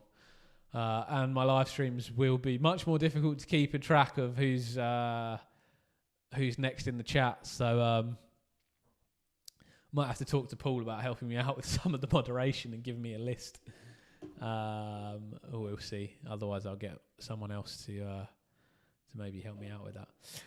Ross, so having a look at this, Taco, Pedro Porro's alright, Dorgu, Coyote, tough, yeah, Piping Goal, Cunha, Dango, Dye. Yeah, honestly, mate, I'd look at wildcarding. With this team because Richarlison's going to become an issue with Kolo Muane coming in. Wood tough fixture this week against Arsenal. And Dye I like, but again, not the easiest. Oh, sorry, this was the free hit. I'll just go back one game week? See your game week 2 side? That makes a lot of sense. I was thinking like Dango. That's wild. Let me just go back a week and get your... Does it show that? Yeah, this is your game week 2 side, right? Yeah, okay. All right. No. We're good. You say you'll have You'll have two transfers this week then. So Sanchez in goal, like as I've spoken about, I think the fixtures are a bit tricky for Chelsea over the next few games. Tarko's nice all round, like every fixtures. Tarko's nice. Pedro Porro nice. Nico's got a tough game this week, but the next 2 weeks are good. Estev, Diouf. Diouf's a bit of an issue here. I think he's someone that can move. Wirtz and Salah, I like. And Dye, as I said, I like him as an option. Difficult fixtures for Everton. But I don't mind having him in your team. I think he could produce. I think Everton have been really good so far. Anderson I like as a pick. And then Palmer, my guess is that your two transfers are going to be one Palmer out and the other one's going to be on Diouf. It's probably where I'd go. Because unless you're going Mark Gui. But honestly, like the midfield looks okay this week. Like Wirtz, Salah and Dye, Anderson... Plus and Enzo, Xavi Simons, Bruno, whoever you go for Palmer.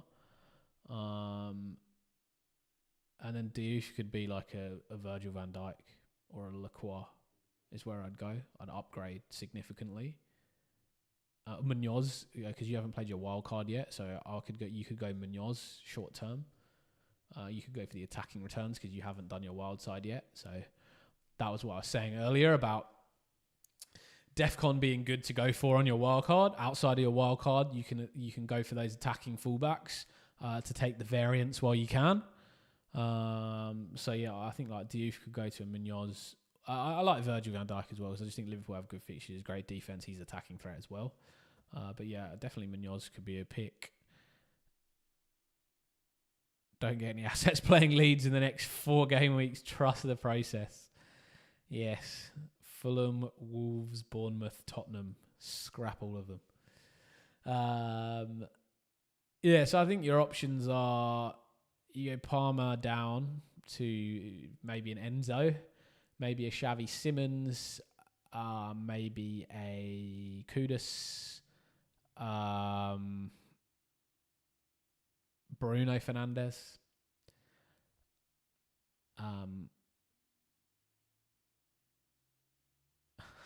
Maybe you just go for Ethan Ampadu and hope he comes off the hospital bench and plays.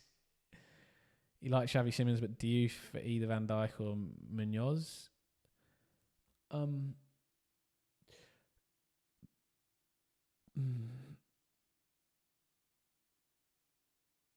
think I'd potentially... When would you look to play your wild card? I think I'd potentially look at Munoz.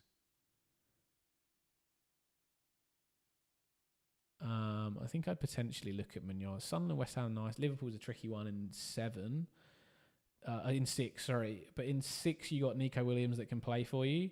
You got Pedro Porro that can play for you. And you got Tarkowski that can play for you. So that's going to be your 3 at the back because they got West Ham, Sunderland and Wolves, which is fantastic. So I think Munoz sort of rotates quite nicely in there. Have a look on Plan FPL at the rotations for Van Dijk versus Munoz. But I think Munoz could be a nice pick there. 6.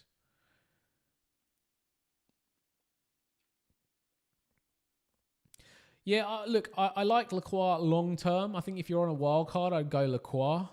Team updates. We just heard from Ange. Olarena out, hamstring injury picked up over the break. IBK Max, what a legend, mate. Thank you so much for that. Let me rate your wildcard team. Vicario, Lacroix, Timber, Virgil, Gakpo, Semenyo, Enzo, Salah, JP, Mateta, Gyökeres, Dubravko, Kingston, Essie, Goodmanson. Yeah, so like not too dissimilar to what I've got on my wildcard at the moment, mate. And I'll put it on the screen to help you or to discuss with you, really, because I think what you woke me up. That's good. I'm glad I woke you up. You gave me some energy there with a lovely super chat, so I appreciate that a lot, mate. So yeah, if I look at yours, Vicario in goal. Like I think Spurs have some fantastic fixtures, so I have no issues with that whatsoever. Lacroix, as I was saying, I do like long term on a wild card. Like on a wild card, I would look for some the DEFCON options. because I think over a long period of time, they're going to outscore the attacking assets. But if you're not on a wild card and you're looking to move into like a Palace defender, I would go for a Munoz for a shorter period of time for that variance. A wild card is not needed for this week if your team is looking okay. And like, I think your team looked fine, Six. Like, I think you were looking all right. You don't need to use it. You can use that wild card in 7 or 12. So yeah, sorry, okay, Max. So Lequat I really like. Van Dijk I also really like. And Senesi, again, I spoke about Bournemouth being like a real transition-based side. So they're going to have a lot of defensive... they're going to be in a lot of defensive actions because they're in a lot of attacking actions because they play such fast pace. They obviously press really high. They'll give away the ball a lot, but they'll also win the ball back a lot. So that's why Senesi's picking up those DEFCON every week. So those three I love. Goodmanson for Leeds. Don't worry about the flag. He played 90 minutes twice for Sweden in midweek. So he's fine.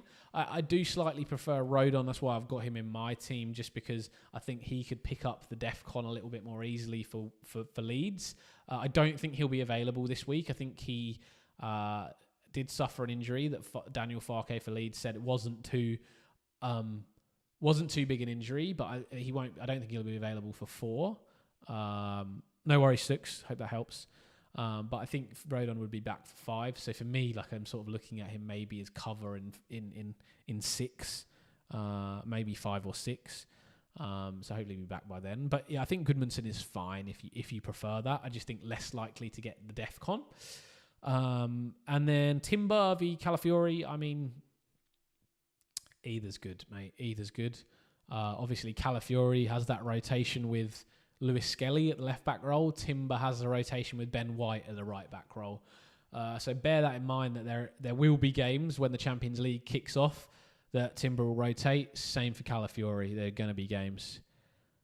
Goodmus is going to assist this weekend. Yeah, that's the benefit of having the fullbacks. But yeah, I'd say Calafiori does look super attacking. But yeah, Calafiori, Timber, both fine in my opinion. Both fine.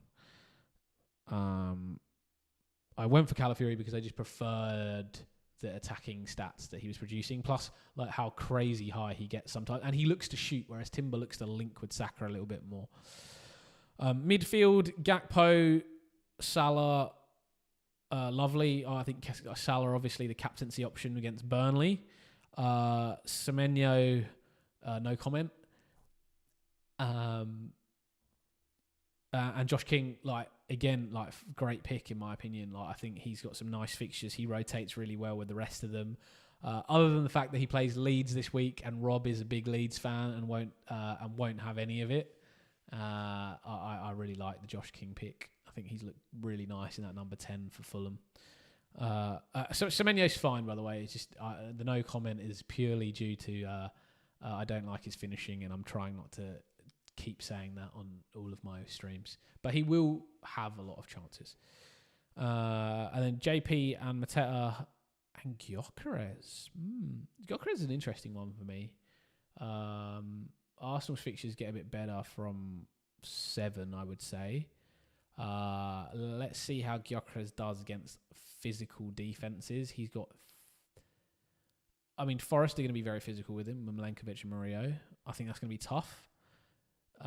Man City, I think he's got some opportunities, and then Newcastle are going to be a tough game for Gyökeres, I think. Hey Isaac, what's up, bro? How are you? But yeah, I think overall I do really like that wildcard team, IBK. The changes that I would make obviously are on my screen. Like, that's what I like the best.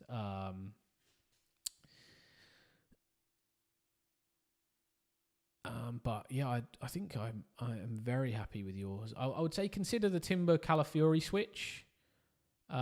Send it to me on Insta or Twitter, Isaac, please, in the DMs, and I'll pull it up. Ekatike to Evan Nielsen on your mind for game week 6 with this team? No, Ekatike is probably going to be Isaac at that point.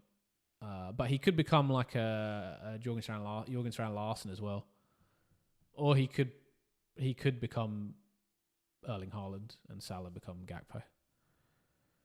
Is that good, IBK Max? Do you have any other questions on that? Like thoughts on your team or what's going to happen? Or what your thoughts are or plans? Was that helpful?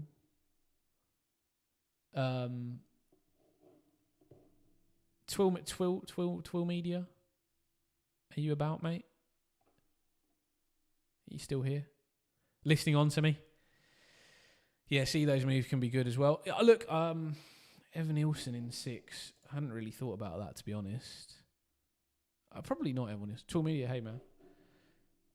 I got your team coming up. And then you, Hashim. You're after that. Hopefully that helps, IBK. Any questions, let me know. Happy to come back to you. Thank you so much for the super chat. Honestly, like, consider Ekatike, consider Gokares to keep the Ezak spot open. Yep. Definitely an option. But I mean, Ekatike could just become a transfer out anyway, and having the 3 Liverpool attackers is tough. Hey Paul, welcome back, mate. Sorry, IBK Max, thank you so much for the super chat. Honestly, these like make a big difference to me. Really help my streams, of course, and also always give me the energy to keep on going. So thank you guys so much. I've had a real boost of energy from you guys over the last couple of weeks in streams. I've been really much more positive about the channel and continuing going over what has been quite a tough couple of months for me. So thank you so much and appreciate you. All right, FPL Hippie on Blue Sky. No chips used. Does start the season. Are you on WILDCARD this week, mate? Or what are your? Do you have thought? Or are you just looking for thoughts on the team? Because happy to give that. A very interesting team. Yeah, Kai Hoover, I think, is still at risk this week. I have seen. Doesn't look like it's guaranteed that he'll be back. Oh, you wildcarded game week 3. Oh, sorry, I'm in game week 2 because I was looking at the other screen. Sorry, mate. My bad. All right, so Petrovic and Dubravka. Okay, so you've wildcarded now, and you would have. Let me just check free transfers. Chip none, use none, transfer. Okay, so you just got the 1 free transfer this week. Cool. You've done Nguma to King. Hang on a minute, mate. I've got to check. Did you have Nguma for the goal? You didn't have Nguma for the goal. I thought you had the most epic pick ever with Nguma for that goal. Nice little punt though on Nguma. So yeah, Hartman, Goodmanson, Rainier. Oh, very cheap. You've just gone the form. Wow. Okay. You've gone for the big hitter as 11. That is really interesting. It's the first time I've seen a team like this. So yeah, I'd be looking at probably Alderete at the back this week. Sunderland v Palace. Probably out of the 4 mils, I'd go Alderete, Goodmanson. Probably a toss-up between Reynildo and Rodon for who I'd go there. I'd probably go Rodon and then you just have Reynildo as cover. Because Reynildo's not a very attacking fullback, so he's not going to pick up the attacking returns anyway. He's more likely to just pick up a defcon than an attacking return. Midfield, so yeah, I think that's who I'd start. I'd go Goodmanson, Rodon, Alderete with Reynildo first on the bench. And who's your other defender that I'm missing here? Then Hartman second on the bench. Then are we missing someone? We'll have one. Sorry, let's just work through the midfield. Eze, Reinders, Esteval. Interesting. Salah. Gyökeres, Haaland, João Pedro. So I guess we're leaving out Josh King then. We go Josh King first on bench. Reynildo second on bench. Hartman third on bench. Eze to Saka next, unless Salah price drop. Yeah, use your transfer. I think you're good with Eze for the time being. I think Eze starts. I think Eze is going to start for Arsenal. I don't think Salah's price will drop. Let's have a look. I wonder if people are actually selling Salah. I mean, I guess if he doesn't return against Burnley, you might see a few sales.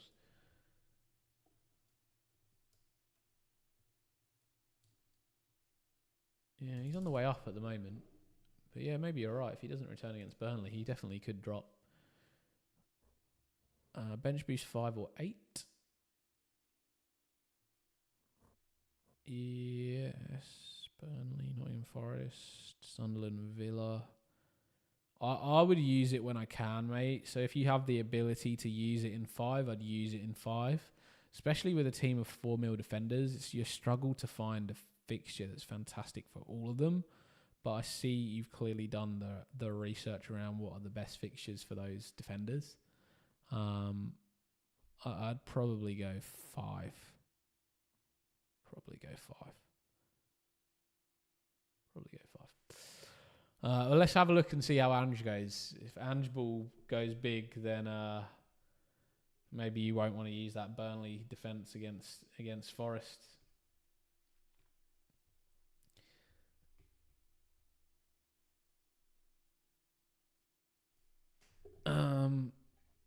Exciting. I think big swing for Salah. People will switch to Haaland. Yeah, I'm going to go to Haaland in game week 6. So yeah, I just hope Salah returns in 5, and then he can blank in 6 if he wants. I might not captain him anyway. If he can blank in 5 if he wants, and then 6 Haaland's in. It's just who we are, mate. N1 AFE. Big fan of these.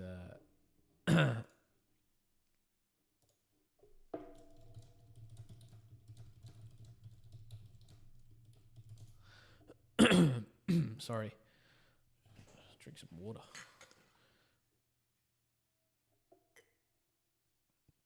The classic Ange Postecoglou quote. It's just who we are, mate. And who we will be for as long as I'm here. Gotta love Sporting. Yeah, g'day, mate. It's just who we are, mate. Just who we are and who we'll be for as long as I'm here. Big up, Ange. Big up. Cool. Does that... I'm capable Haaland game week 4, not Salah playing Hartman. Don't do that. Don't do that, mate. Please. Captaining Haaland game week 4, not Salah playing Hartman. No, you can't play Hartman. You're back in the Salah blank, are you? Couldn't do that, mate. Couldn't do that. Any more thoughts on your team, Twill? Or discussions you want to have before I move on? He's on corners. Hartman? Hartman's on corners for Burnley, is he?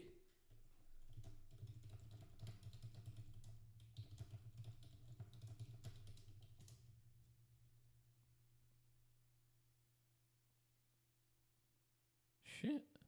You're not wrong. That's right, mate. Virgil van Dijk's going to be winning the headers. Boom. Boom. Defensive contribution. Defensive contribution. Defensive contribution.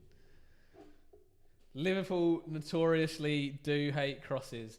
However, did we or did we not keep a clean sheet against Arsenal, having defended many, many crosses, the set piece badgers? So you'll be seeing Virgil head them all away. So feel free to go for Hartman and join me next week on stream when I'm going to be letting you know about those big Virgil van Dijk foreheads. No problem, mate. No problem. Isaac, you still... Isaac. Alexander Isaac. Isaac, you still here, mate?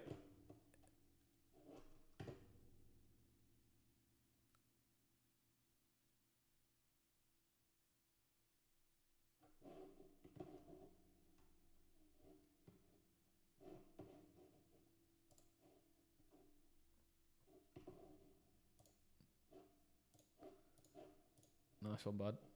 Where are you at the moment, Isaac? Are you in the UK still, or are you back in Singapore? You're Singaporean, right? That's what I remember. Or are you in the UK following the footy, mate? You're always out of the games. You always got some great snaps. This is your wildcard team, right? Oh, you're back in Hong Kong. Is that where you're based? You're based Hong Kong. I thought you're Singapore. Maybe that was just me. I got it wrong. Got to know better. Got to know the members better. All right, Raya in goal. Porro, Lacroix, Anderson, Kukurea. Oh, you're based in Hong Kong. My bad, man. I've got two of my best mates. Actually, yeah. Where in Hong Kong are you? You don't need to answer on stream. I got two of my best mates that recently left Australia. Their families from Hong Kong. Shout out if you guys watch this stream. Nick and Sonia, and they moved back to Hong Kong maybe 2 months ago now. 2 months ago now. It was a very sad moment. Like, it was probably like a gang of about 6 of us that always used to hang out, and but yeah, moved back for family reasons. So that was a sad moment for me. But I should be out in Hong Kong then, hopefully, to see them at some point. So if I'm out, I'll hit you up, see if you're there, grab a beer. Thinking about the Paqueta spot, was putting Saar before. Shut up, Rob. Yeah, I forgot you're an Arsenal fan, Rob. Yeah, supporting them. Well, who you supporting this week, Rob? You're a Fulham fan, aren't you? You come Hong Kong soon. Yeah, I'm hopeful. I might be I don't know if I'll stop over in Hong Kong. I think I stop over in Hong Kong on Friday. Probably not for long enough to get off the plane. Hey Gav, what's up, bro? I think it's only 4 hours. Anyway, let's talk about your actual team, and I'll DM you if I'm in Hong Kong, and I can catch up for a bit. Rob is literally my favourite. He's replaced Cap C as my favourite guy on stream. Actually talks sense as well, which is amusing. Sorry, Cap. I know you're gonna hate that. No, Hash, you're next, mate. You're next. I just got to do the members first, yeah. So Isaac's a member of the channel, so just got to put them in. But you're next, Hash. I'll call you out. Don't worry. Pedro, Porro, Lacroix, Anderson, Cucurella. I like. I really don't like that I don't like that Paqueta spot. But what's Paqueta at? He's 5. Hang on.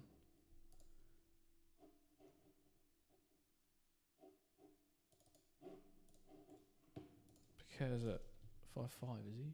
5'9". Yeah, I feel like there's options there. Like, I feel like you got options at 5'9".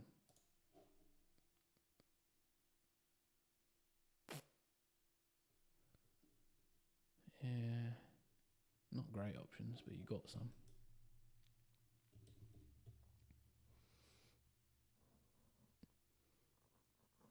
I don't mind Xavi Simons at Tottenham, Bryce, mate. He's one of the few that I sort of think might go straight in, like might just plug, because that is just a glaring gap Spurs have, that number 10 role. It almost just feels like it's not like he's not been playing. He's been playing. He's fit. Like, he could just slot right in there.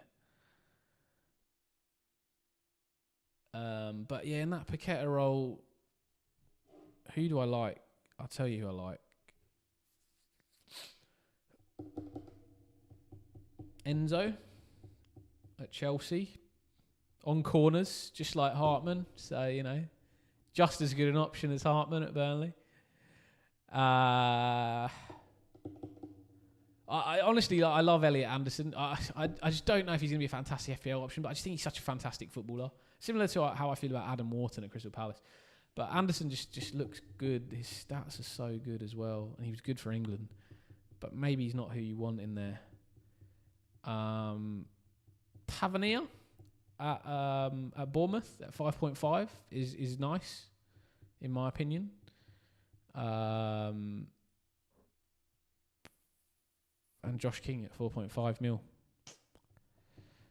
Don't say Harvey Elliott, best batting average in the world. Yeah, don't forget that, mate. I am the number one batter in the world. That is right.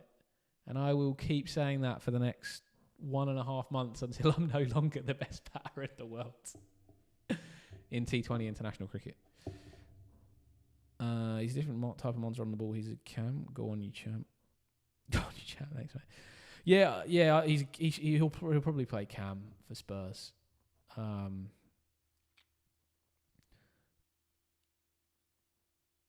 Maybe I'll just put Anderson in the bench and use King for this first week.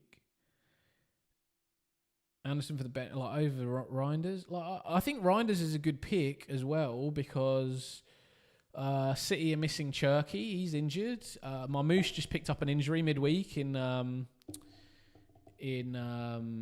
Egypt game. He knee ligament injuries. He's out for a long time now as well. So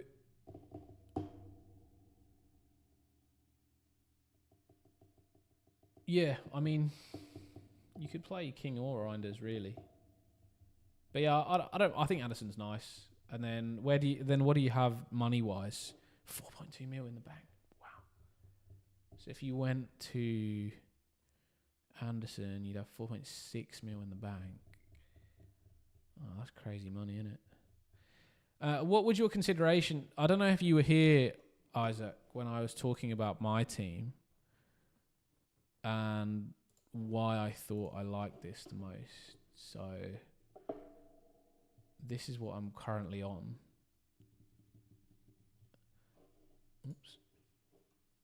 And so it's basically, it's not too, in my opinion, it's not too dissimilar from what you sent me. Within reason. And the difference is just these two. Like this is just like you have like a Gakpo and a Haaland, and like if this was a Gakpo and a Haaland, teams would be like very similar. And let me just run this by you because I know you're away, so because I talked about this in this game week 4. Who's your captain? Your captain's probably Haaland against Man United. Now, then you go into game week 5. You got to pick a captain. Maybe you go Ekatike or a Gakpo. Looking at your team, yeah, I mean, you've similar players, right? Like, you're not going to go Man City player against Arsenal. So, my thoughts are, consider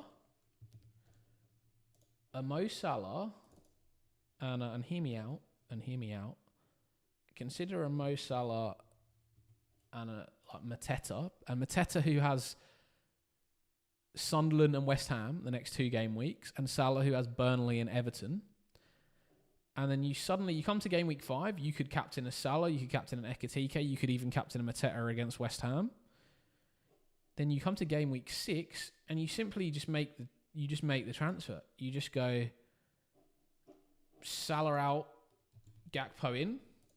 If you want to keep that Liverpool guy, you could go to somebody else. Mateta out, Haaland in. And like that, Salah could even go to a Saka if you wanted Saka at that stage. And then suddenly, game week 6, who's your captain? Haaland against Burnley. So you're able to get your captaincy options in the key game weeks that you want them. And it just made me feel a little bit more comfortable on my captaincy. I've got to be honest, I don't have a problem going without Salah, but I just felt like for captaincy purposes, especially against Burnley, I wanted to have him in there.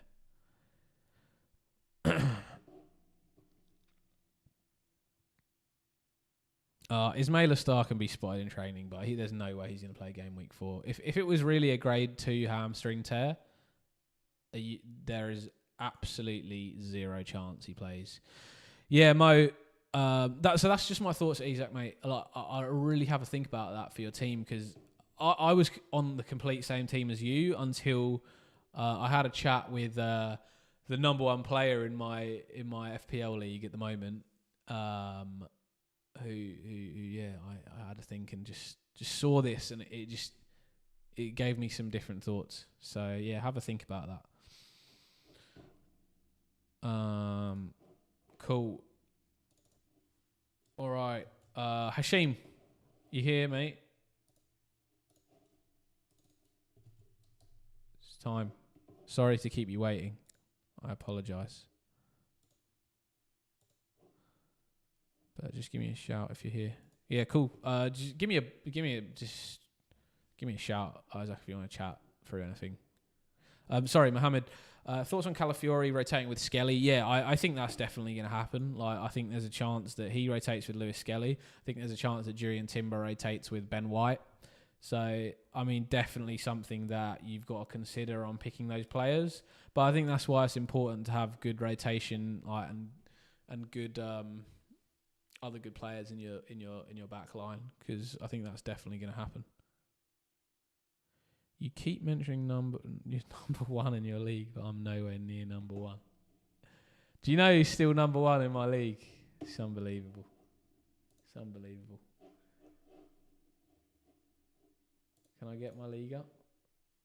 Let's have a look. Honestly, if anybody else in the world would like to... Oh, hello. West Ham team news. There are no absentees. Nicholas Fulkrug had a slight issue with his calf on international duty, so he came back early.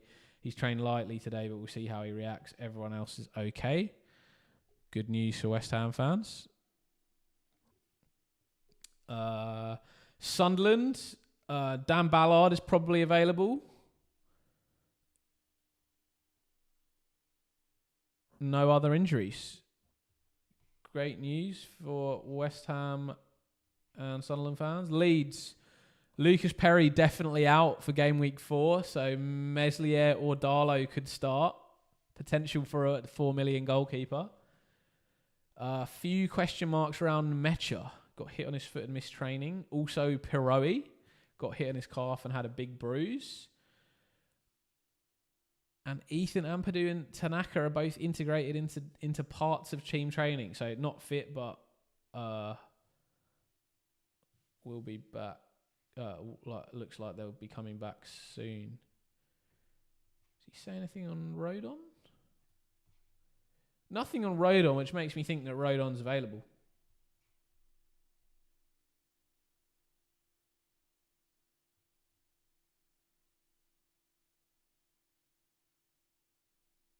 Yeah, that makes me think Rodon's available.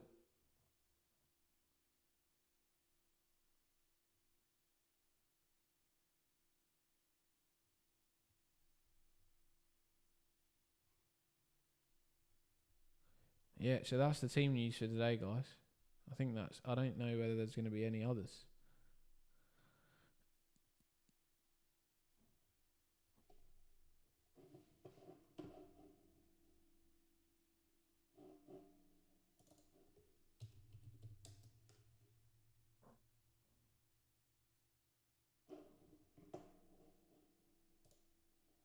Hashim, you here, mate?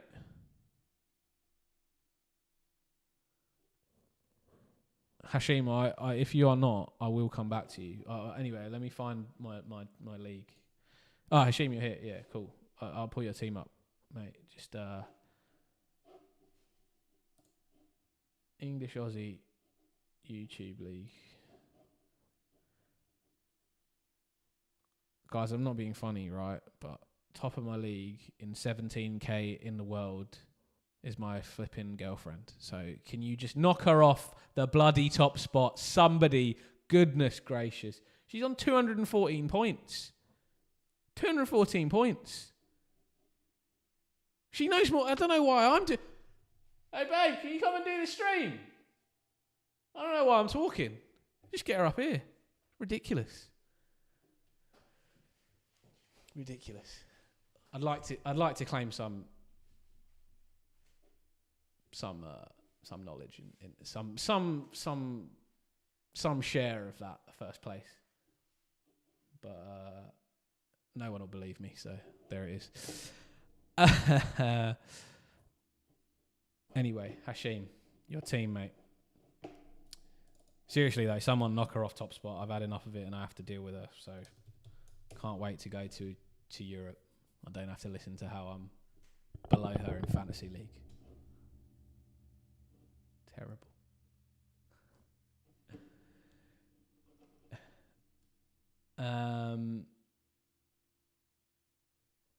This is the right team. This AME day? Oh shit! Sorry, this is the wrong way around. Hashim, my bad.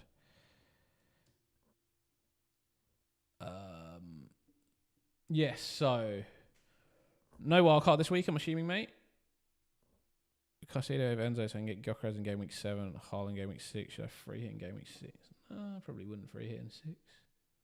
No need to free hit in 6. You're wildcarding this week.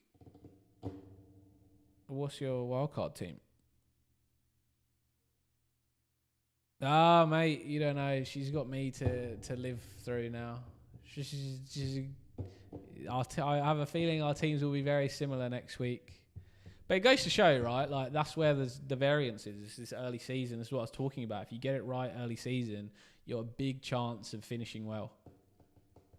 Like, those 50 points is not going to be simple to catch up. Hash, do you want to send me on Insta or Twitter your wildcard team? Might be easier if you send me a screenshot.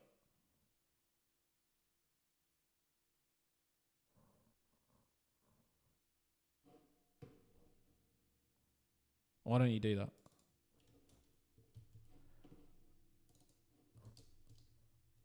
You're right though, Paul. You are right. Plenty can go wrong, but plenty can go well as well. Plenty can go well. Oh, you don't have either of them. All right, mate. Just type in the team then. Type in the team. While you're typing in the team, and don't worry, I'm not skipping you. I am Ide. Are you here?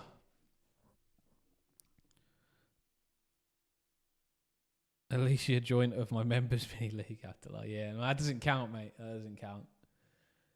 That's just for internal bragging rights. All right, mate. You're not on wildcard either, are you, Omara? Just normal, yeah? By the way, guys, if you're in the stream, please hit that like button. Subscribe if you haven't. And, yeah, thanks as usual for tuning in. Much love, legends. Hey, Amide, thanks always for waiting for me, man. I know you always end up at the end of the streams, which we're not done yet. Paul, yeah, these two and then you, mate. Sounds like you're ready to go now, mate. Ready to get on. Yeah, looking at your team, like Verbruggen in goal. I said I don't know if I should free hit or wildcard this week, but I don't want to sell Salah. I don't want to sell Haaland and Salah in my team. I think if you got them both, I wouldn't free hit or wildcard. I would keep the same team. You got one free transfer. It looks like Rodon's going to be fit, so that's good news for you.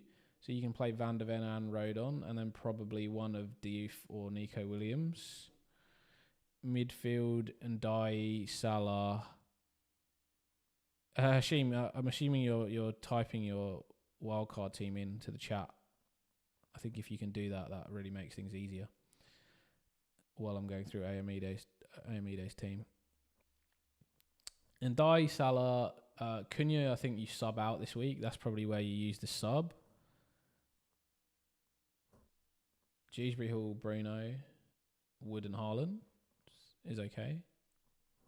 We can live with Wood if we have to live with Wood this week.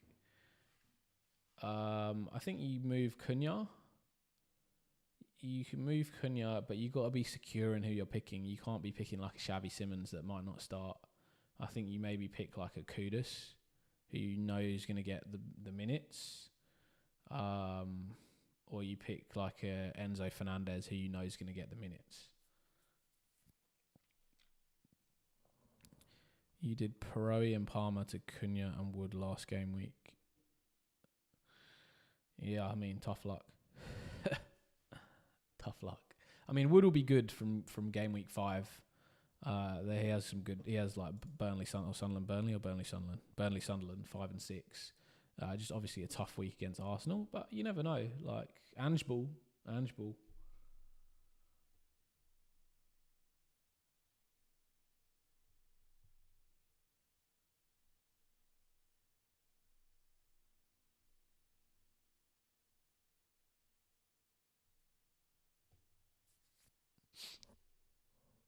I don't think you should free hit or wildcard. No, I don't. I think there's no need to do that with Haaland and Salah in your team. I think you give it another. I think you make your transfer. You probably move Cunha to a Kudus or an Enzo. You give it an extra week.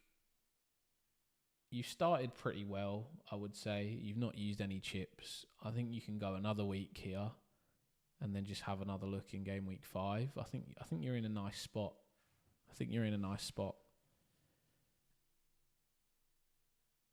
Solid transfers, players that are going to play 90 minutes. That's who you've got to make sure comes into your team. Use the money wisely. When you move Cunha out, you're going to have an extra 2 mil when you go to an Enzo, or 1.5 mil. That could potentially be used to upgrade a Diouf to a nicer defender in the future, like Lacroix, Munoz, Van Dijk.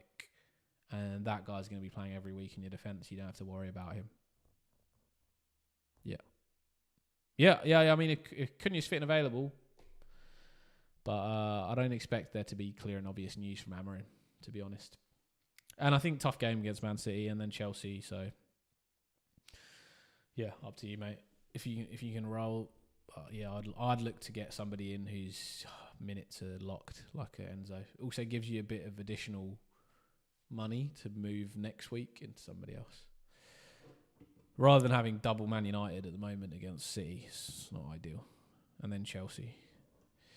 Hashim, yes, your team, my friend, of course.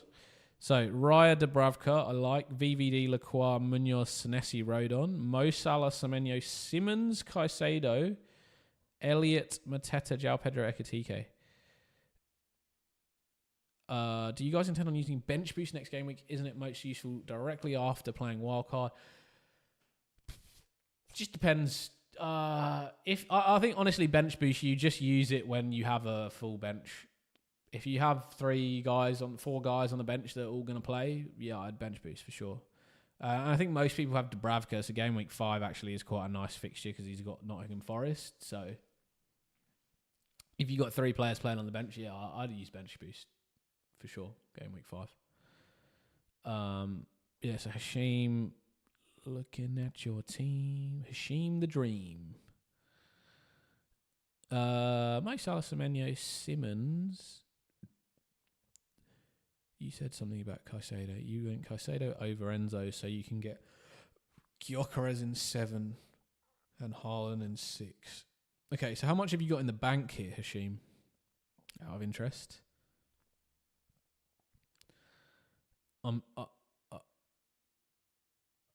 To get to Haaland in 6, I'm assuming you go Salah out for someone,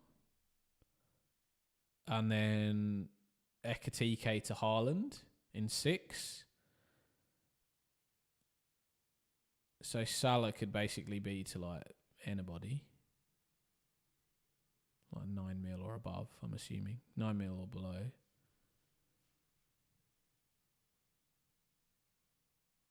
Salah to Bruno, Ekitike to Haaland. Yeah, okay. Okay, so that's what you needed the money for Caicedo. Yeah, so I think just Harvey Elliott's the one that I worry with your team. Because I think you definitely could bench boost in game week 5. And actually, it looks like a nice bench. Other than Raya against Man City, it's quite a nice bench boost in game week 5.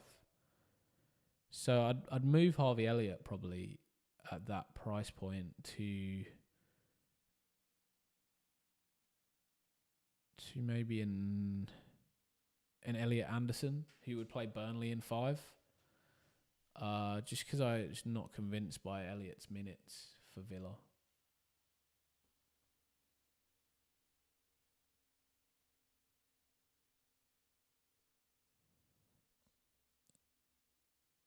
$100.1 team value for that wildcard team, mate. That's great, Rob, if you got that team value. I don't have it, unfortunately. I think I'm 99.9. So I remember trying to do your team and I was priced out. If there's a team to get a clean sheet against City, it's Arsenal. I agree with that. But obviously, tricky fixture. But yeah, I agree. I think Liverpool as well. But yeah, I think Harvey Elliott's the one I would look at. If you're thinking to bench boost him 5, I think I'd probably move Harvey Elliott to someone that's a bit more secure for minutes. So like a Elliot Anderson at Forest, same sort of price point. Hopefully you can afford that 0.1 mil. I think that is where I'd go, mate.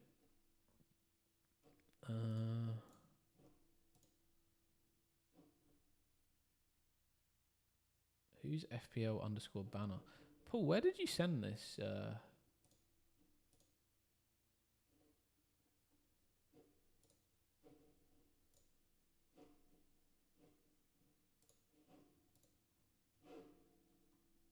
Paul, where did you send this team?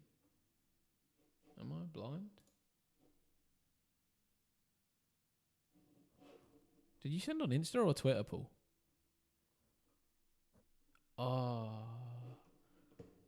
Requests. No? Where did you send it to me? Private message on Insta.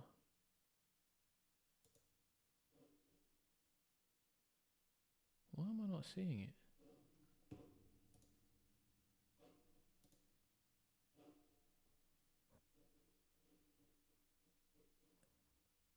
Did you send it to FPL_the English Aussie?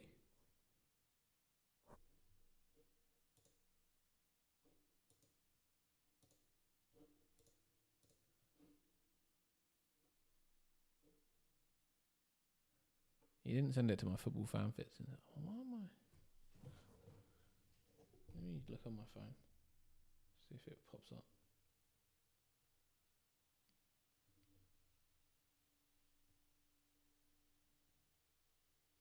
Yeah, I did as well, Anthony. I did as well, mate. You'll have to hit the wild card. Oh yeah, I got you on my phone.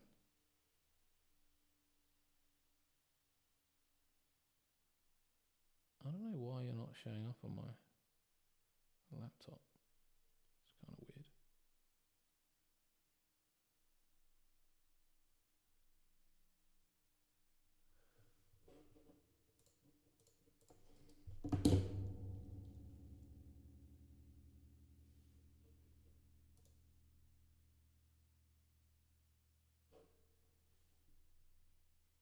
In coming days, then I'll hear. I think that's fair.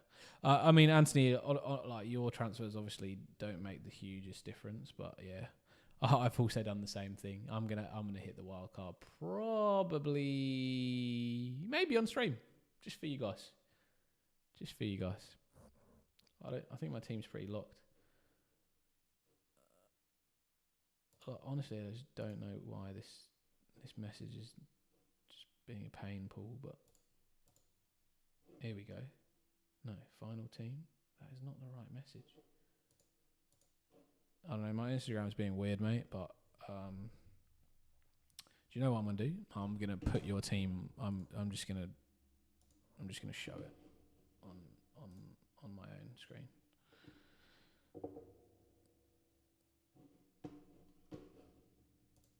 Did you just resend it to me?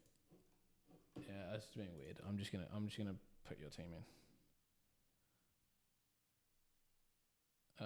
So the latest one, yeah. Raya, Dubravka, Virgil. Basically, this is Munoz.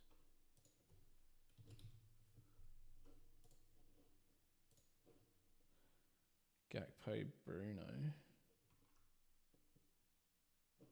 Gakpo, Enzo, King.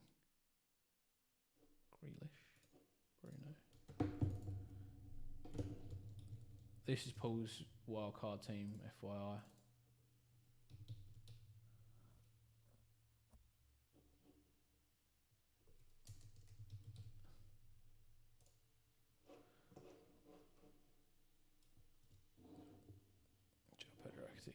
Yeah, that's it, right? Yeah, nice. Oh, you sent it on X. Yeah, I've got it on X. Oh, well, I got it up even nicer. Even nicer. See the whole thing. Yeah, and I don't know if you guys know, but there's a guy on Reddit that does like FPL extensions. So you know, I've got these like the next 5 game weeks. I don't know if anybody has ever noticed that. But yeah, there's an extension on Reddit that gives you this, so you can see in the actual FPL game the next 5 game weeks in the colours, which is quite cool.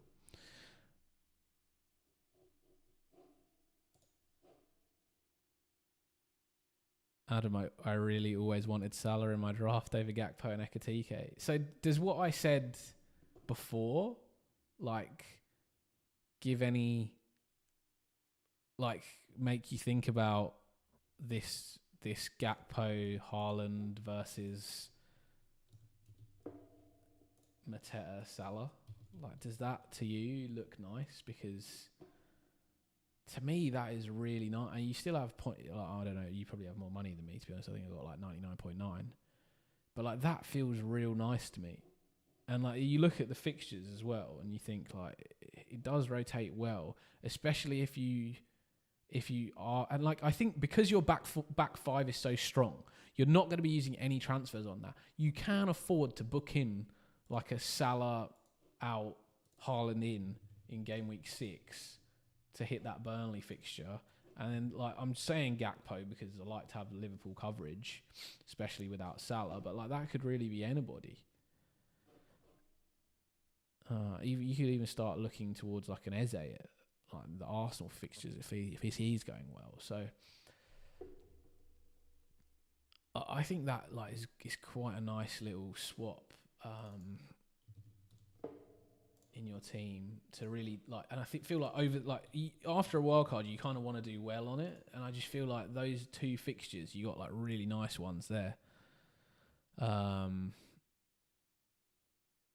Yeah, so I do like that. Anthony, you still rate Enzo Lefebvre for 4.9 mil, and also what game week you're going to transfer TK out, and is he a captaincy option this week? I think he is a captaincy option this week. I think he probably has like 70 minutes. I'd probably transfer him out in 6. I'd hope that he starts the next 2 weeks. If he doesn't start, Everton like is what it is. But probably in 6 he goes for me. Potentially to an Isak. I don't know. I feel like I need to see Isak start, or see a clear and obvious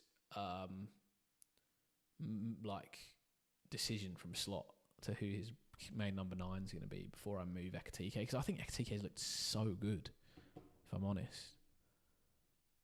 He's looked like Roberto Firmino, but better. That's a tough call. I love Firmino. Yeah, so very interesting, I would say. Paul, did you have a second team as well that you wanted to discuss? Or, like, you had two options, right?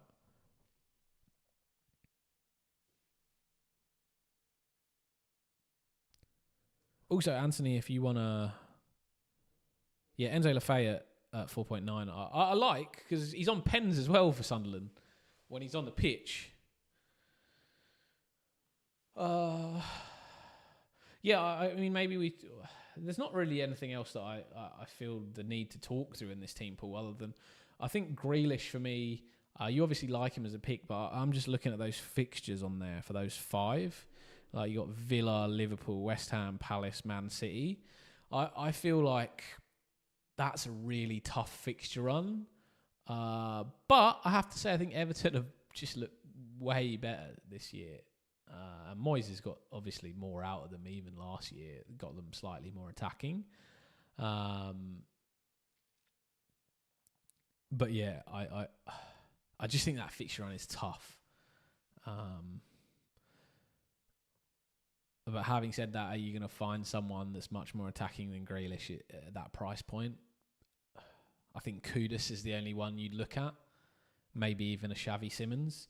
And like with this move with Salah and Mateta, that does open up that price point for Xavi Simons. So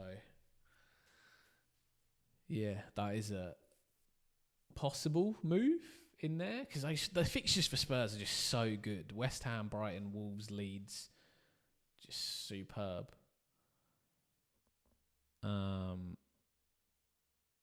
Obviously other than Leeds.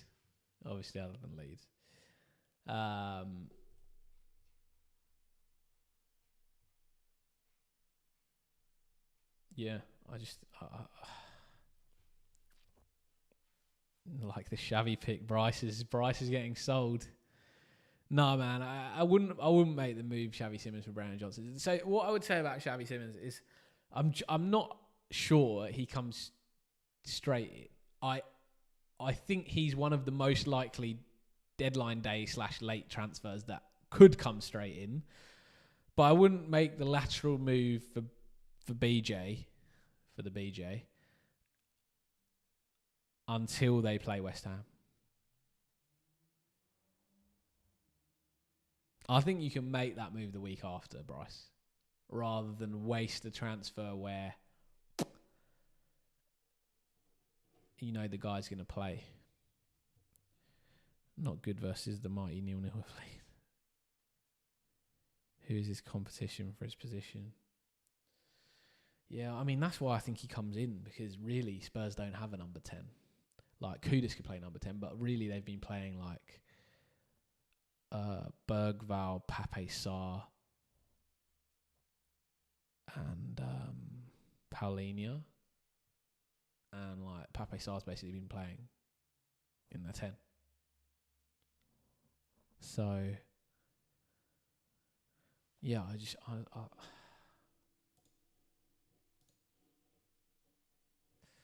I don't mind it, Bryce. I don't.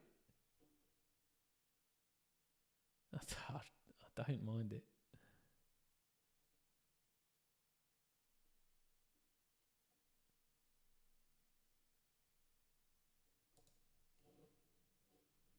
Oh, just logged me out. Bloody FPL. What are they doing? I'm not going to share with you guys that. Sorry.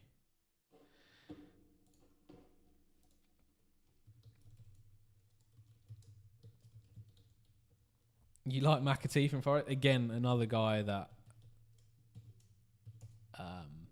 not convinced on minutes. Thomas could take a liking to Xavi. I think he will. I think Xavi's going to... To be honest, like, I think Xavi goes straight into the team. Like, honest opinion, I think he goes straight into the team. And like, there's not a million players at that price point that are that nice. Yeah, you got basically Kudus and Enzo. Was on a work call for a few minutes, not sure who to have instead of Grealish. We were talking about Xavi Simons, basically, Paul.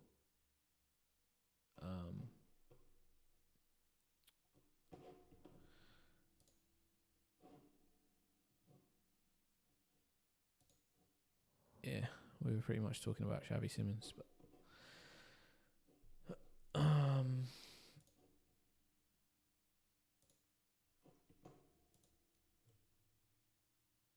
triple captain Salah, Sandri. It's the week for it. Do we have a time frame on Sarr's injury? Like, I'll give you my own thoughts. My own thoughts is what was reported was a grade 2 hamstring tear, and having had one of those myself about 6 months ago, he's definitely going to miss game week 4.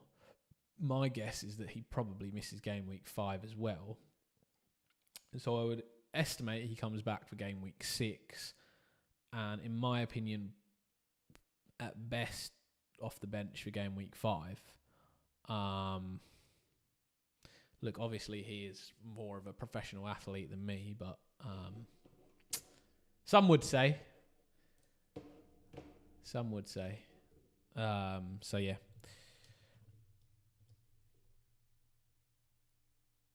Ooh, maybe he gets back for 5, but I don't think so.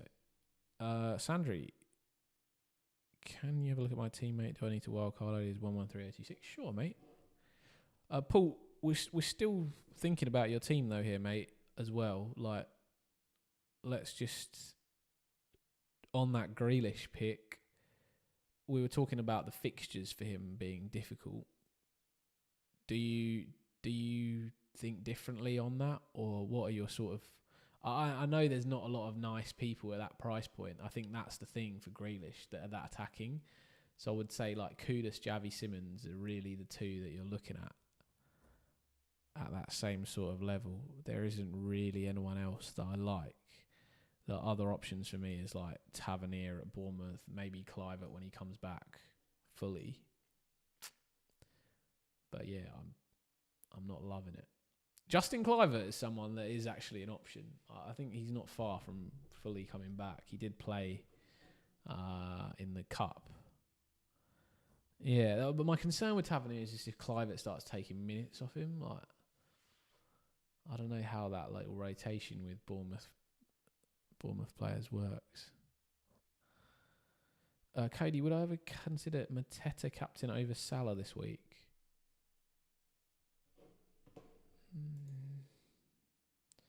I wouldn't, mate. I wouldn't consider it. Just because of the nuclearity. That's not even a word, but just the potential for that. Extra point for a clean sheet. Extra point for a goal. More of an assist threat. Liverpool just going to create so many chances. Burnley have tried to play out from the back a lot. Liverpool obviously press. There's plenty of opportunities for them to score goals. So, I mean, if Salah disappoints, he disappoints. But for me, he's the best captaincy option for this week. Thoughts on going 4.5 mil and 1 4 mil defender with Raya in net? If I'm on a wild card, my honest opinion is I'd like to have good defence, like really strong defence, because I think the midfield's like so spread that there's no great picks, but they're going to emerge over the next few weeks. But I think the defenders, you can see who the good picks are going to be already. The midfielders, you can't quite see it yet. So I'd want to have a good, strong defence, like a couple of 5 mils, maybe a 5 mil and a 6 mil, 5 mil and a 5.5 mil, and then like 1 4 mil. For sure, 1 4 mil. Like Raya in there, I'd like as well. She leads so much better, to be fair. What did I say? What did I say about lead? I agree with the Salah thing. I think Liverpool share the ball much more. You can see from touches. You can see from how many touches each player's had. Gakpo's getting the ball more. Ekatike's touching the ball more. Salah is touching the ball slightly less. Not everything is going through Salah the way it used to. But he's still the highest player. Like if you look at heat maps in that Liverpool side, it's just him up here on his own. Whoop, up here. And you got Gakpo maybe like tucked in somewhere there, and Ekatike here, but then you still got Salah up there on his own. So, and he's on pens, and he's playing for Liverpool, and he's got the potential for assists as well. So there's a lot of different routes for points for him. Best team in the one of the best attacks in the league against one of the best worst ones. Whereas Palace, like if you've looked at them over the last 3 weeks, they've had the lowest possession in the league, the least touches in the box of all teams. And I don't know if you saw that earlier in the stream, Cody, but this was sort of the Palace.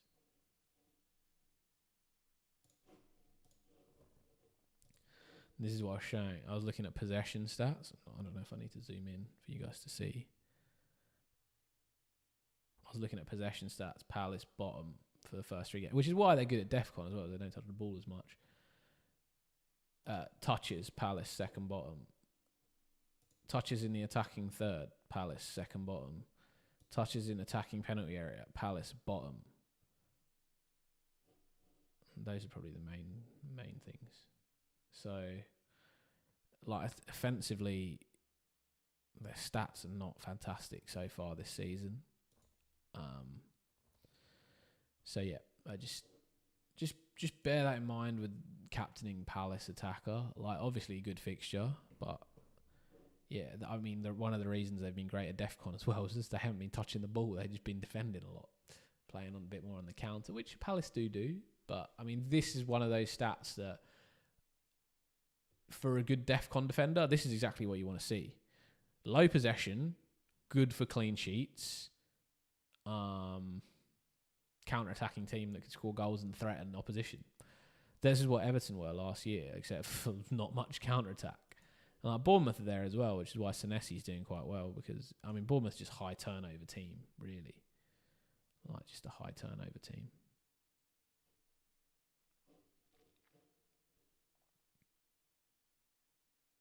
Yeah, because if you like, Bournemouth for some other stats are just much higher up the table.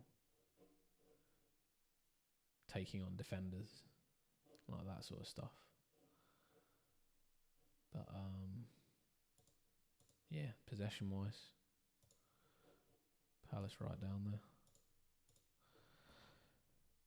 there. So, yeah, I guess that's my thoughts on that, Cody. Let's go back to your team, Alex. My apologies. Sandri, Alex. Sandri or Alexandros? Alexandros, are you Greek? Or Cypriot?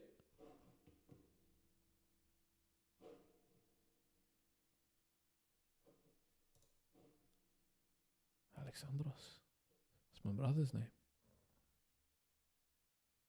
Albanian. Ah. Very nice. Very nice. I'd like to travel out there. Is it nice country? Good sights? Do I add to my list of places to visit in Europe? Yeah? Where would you say the best places are while I'm looking at your team? Pedro Porro, Virgil, I like. Concerts, Villa's got some good defensive fixtures. So they would be good over the next few. Aina's injured, hamstring injury, he'll be out. Might have to look. Don't know how severe it is, so you can probably hold on to him for this week. Salakudis, Reinders, Barnes, I think is a problem. Not convinced that he is going to play, especially with all the new signings. Although Gordon is out for 2 more game weeks. Wood, Watkins, Gyökeres. I don't love the front line. But Wood has nice 5 and 6 fixtures. So you're going to play 3 at the back. Your midfield's going to be 1, 2, 3. 3. Shaka.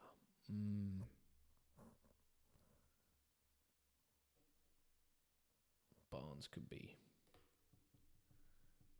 Yeah, I think your transfers. What's Barnes' price? 6.5. Anthony Elanga's another interesting. Yeah, I just can't trust him here. I think your transfer as Barnes probably I think I've said this a lot this week, but I think you could even go up from a Barnes to like a Gakpo.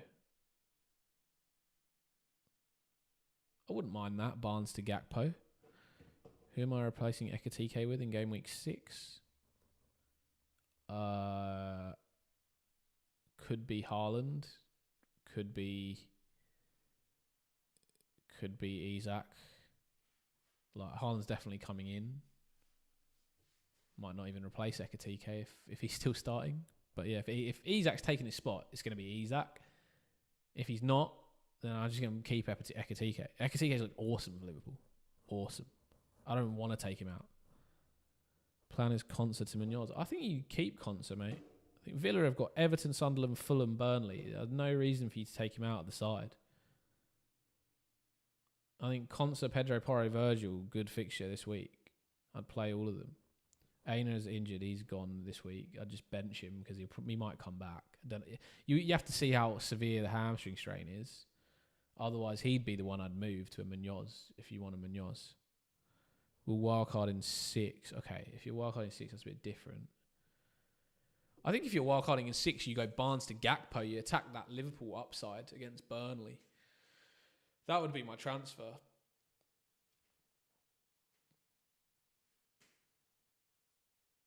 And then you just play 3-4-3. You just play 3-4-3. Porro, Virgil, Conser, Salah, Kudus, Reinders, Gakpo, Wood, Watkins, Gyökeres. But Barnes as Wolves can do damage as he can if he starts. If you think Barnes is going to start for Newcastle, then fine.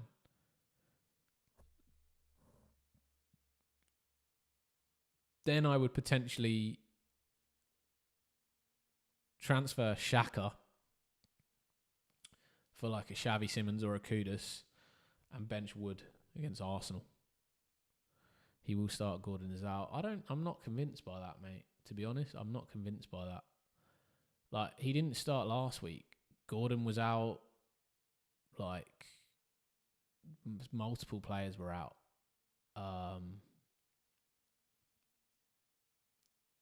I'm not sure what Eddie Howe is thinking with that team. Yeah, Elanga, that's what I'm not confident Elanga starts either. Jacob Murphy could start on the right wing. And you've got Wissa now, you've got Walter Marder now, that both come in for Newcastle. Like, I just feel like it's very up in the air. Like, if I had to select a Newcastle starting lineup, it would be Barnes left wing, Elanga right wing, Walter Marder starts centre forward. That is what how I think they would line up.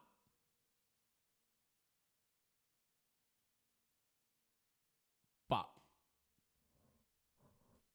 yeah, I don't know. I think if you're like looking at your team, you like, what backup do you have for that team? Xhaka on the bench. You have Xhaka, Esteve. Like, you don't have a lot of backup.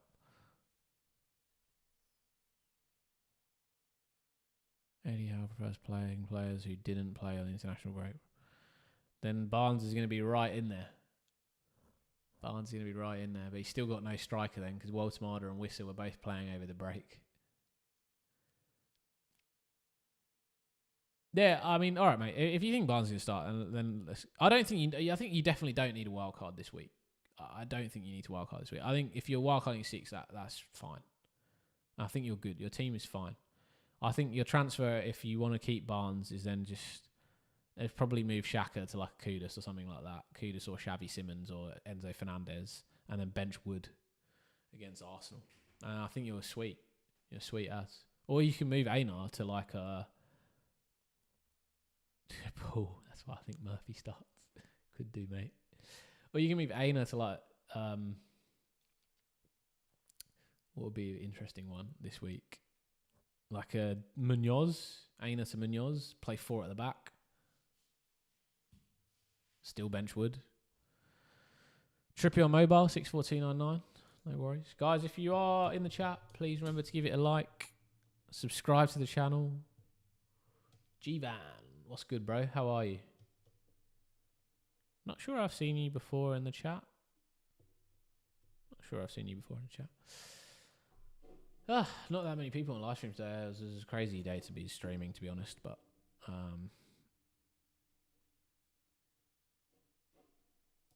was doing my best to get some stuff out for people. Nottingham will score and system all attack. Angeball, that's right, mate. That's right. All out attack, Angeball. Can't deny that is the case. He is the GOAT. Not sure the defenders are going to go well anymore, though. All right, Gakpo, Joe Pedro, Ekatike, and any 7 mil midfielder or below, or Joe Pedro and Semenyo.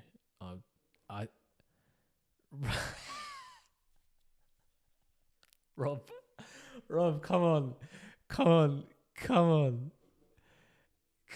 Let me say it, please.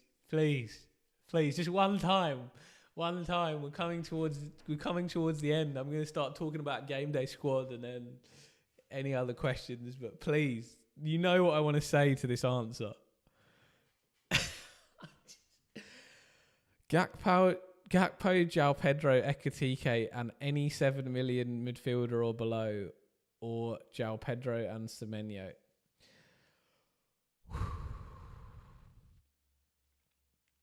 Very difficult decision, in my opinion.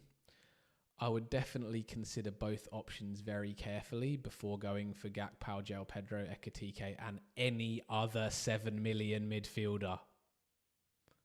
Any other 7 million midfielder. My other 7 million midfielders would be... are you on wildcard, are you, Trippy? Because I can't see your team. My 7 mils would be like Enzo, Xavi Simons, Kudus. Same I've been saying probably the whole stream. Sorry if everyone's bored of me now. Yeah. Thank you, Dylan. No problem, mate. I do enjoy interacting with you guys, to be honest. That's why I'm doing it. I mean, this one's probably been, 2 hours, 45 minutes? I mean, it's still been fun. So, legends. Yeah, I think that's what I think, Trippy. Obviously,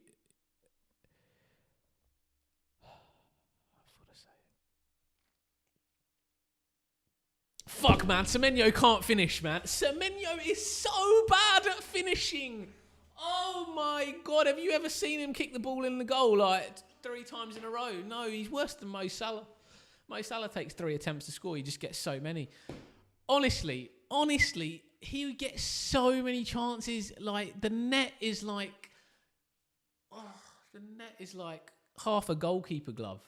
He can't, there's no way he can find the net.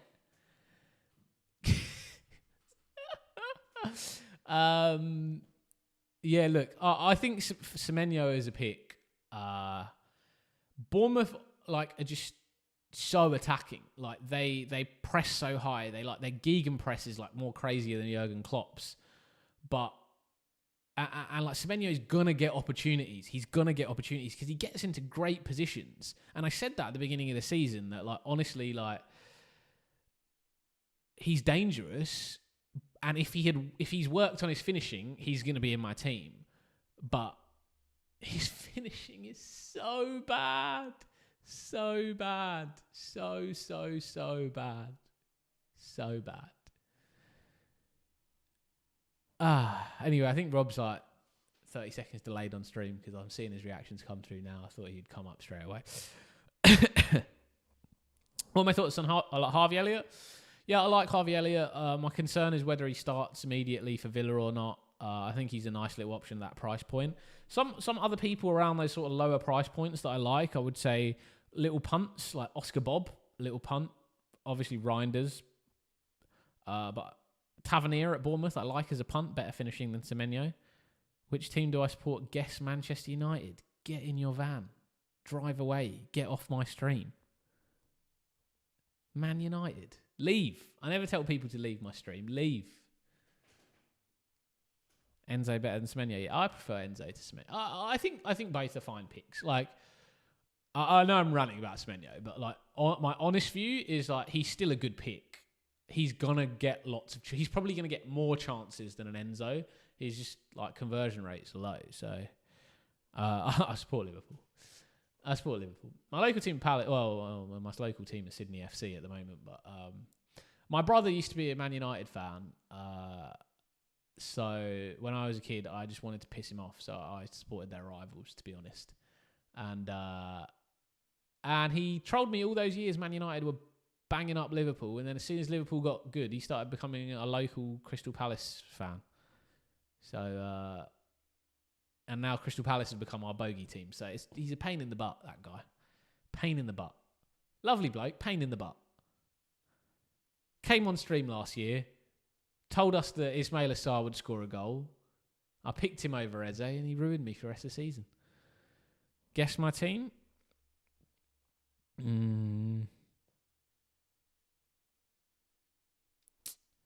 Is he still my brother? Yeah. Yeah. He is, yeah. Great bloke. No, we get on really well. Guess your team. Is it? Oh, hang on. Let's make this interesting. Is it a difficult one to guess? Can I have 3 clues? I'll ask difficult questions. Do the team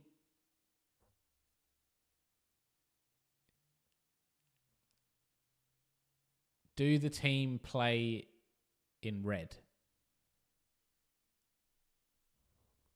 Milan, Barcelona, Chelsea. Ooh. Okay.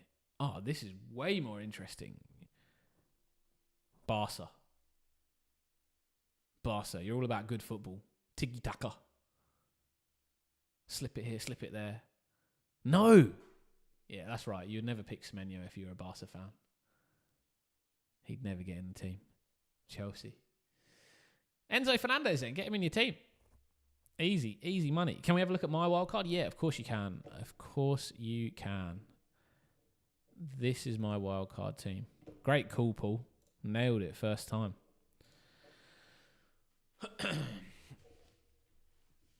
Nailed it first time.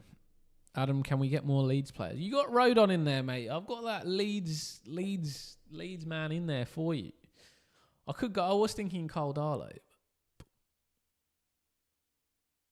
Maybe you saw it on FPL. It was shade. Oh, was it? Also, how's the other How to Lose an FPL team going? Oh, yeah. We should get that up. Yeah. I think I'm rock bottom. Yeah, this is my team. So the aim is to move Salah and Mateta to Haaland and probably Gakpo in game week 6. And then Ekatike goes if he needs to go. And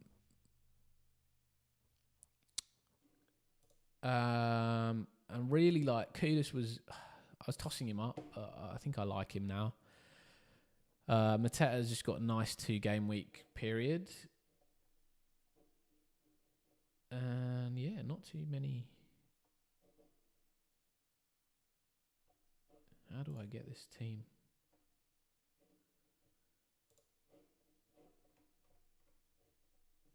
How do I show this team? I somehow got to find where my FPL team is, which sounds a bit crazy, but there's so many teams that play in FPL.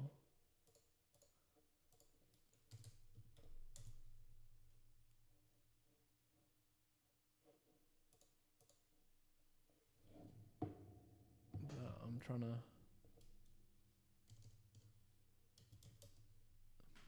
see what page my team are on in the standings. And it seems to be difficult to find that. 226,100. Wow, there's so many pages in FPL of teams. It's actually crazy. Okay, this is getting close now. I never thought it'd be so hard to find my team in the overall leaderboard because I'm so low down that it's like it doesn't show me. That's pretty funny.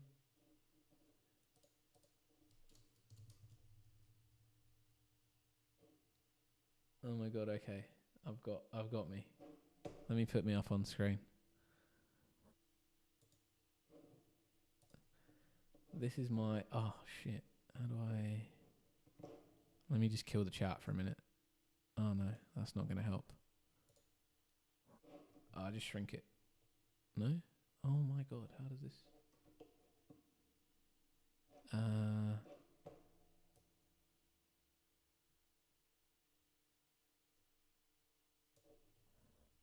What are my options here? Yeah. Here are my options. I'll get rid of myself. I'll go over here. Yeah, so this is the... These are like the scores. I'm currently on minus 152. There are only 1, 2, 3, 4, 5, 6, 7, 8, 9, 10, 11, 12, 13, 14, 15, 16 people tied with me, I think. Oh, no, there's another page. Oh, there's quite a few. 18, 19, 20, 21, 22, 23, 24, 25, 26, 27, 28, 29, 30, 31 people that I don't know whether they've remembered to do their teams this week, but mine is pretty straightforward. It's at 226096. That's how many teams there are at the moment. That's kind of crazy. I've got to write that down so I remember the flipping page number. 226096. That's how many page standings there are overall at the moment. And yeah, this is my team. I think I played my triple captain last week. Did I? Or was that game week 1? Oh, I bench boosted. Bench boosted in game week 1 for 0 points. And then, yeah, game week 2, 0 points. Game week 3, another 0 points. And it's pretty easy, to be honest. Like, all my team are already on, already left the clubs and are on loan somewhere. And for some reason, FPL doesn't realise that Ethan Wheatley's on loan at Man United. So people are probably looking at him thinking he's going to score a point, but he's not. And I've got Mudryk, which is great. Mudryk is like my favourite player in FPL because I just sub him in and out every week because he's still technically suspended for Chelsea, which is fantastic. So that's my team. Enjoy. How do I unscrew this up?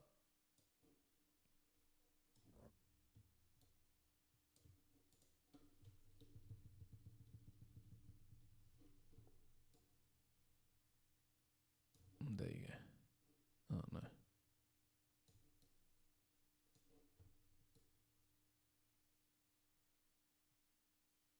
Oh, this is the pick team one. That's why it's different. Now this is still going to look stupid, isn't it? Come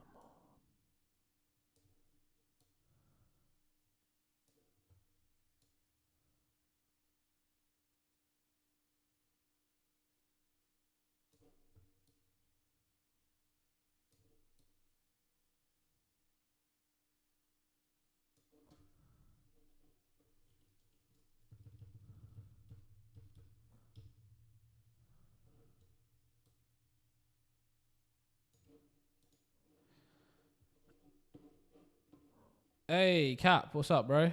You're back.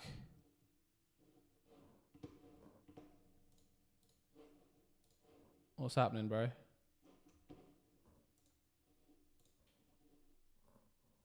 I respect you're still on live when I finish my dream team. I'll probably wrap up soon. I'll just maybe the usual promo for this this team, this other game that I play with an Aussie, with a couple of Aussies as well.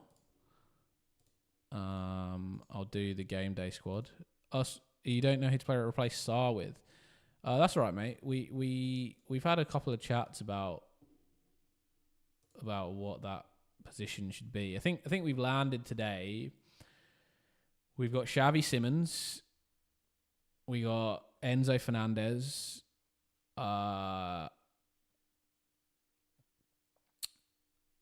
I would say a lot of people said Grealish, but not one for me, but for Grealish.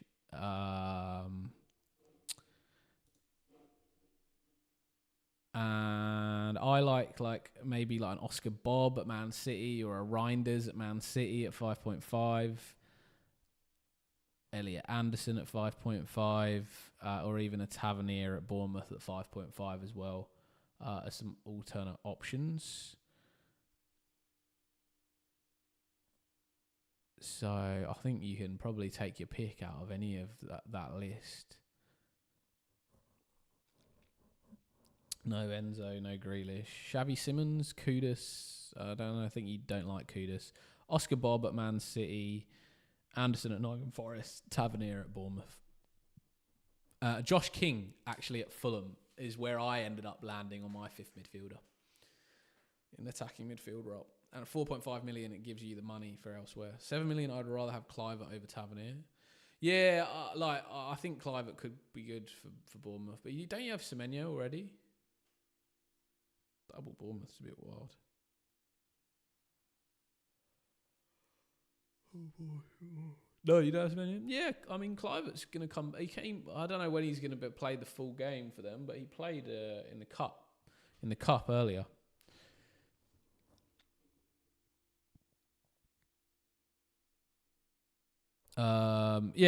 This game day squad. If you have not played the game yet, please sign up. Use my promo code that you can see here. You've got a chance to win all these prizes on a weekly basis on this game. The rules are basically the same as FPL. The point scoring is very, very similar. So you don't have to think too much about it. I would pick quite similar teams to what you'd pick in FPL. There's no captaincy options, so you can kind of just hedge your bets and go, this week I think Crystal Palace are going to keep a clean sheet and pick 5 Crystal Palace players. defenders, like goalie and 4 defenders. If Crystal Palace keep a clean sheet, you've got a really good chance of winning like $100, $250, etc. Just by sort of correctly predicting what you think is going to happen and picking those players. So if you have a chance, if you could, it would. Yeah, it's a really good game, to be honest. I've enjoyed playing it so far. And I think the longer you play it for, the better it gets as well, because you pick up more. And then you've got a bunch of different comps that you can enter. I'd suggest putting your best team in contender to start with, because that's where you can win the most money. And then, for example, I'm just like, I reckon that Arsenal are going to keep a clean sheet this week. Saliba's a bit of a rogue one for me because he's not playing, so maybe I'll change him.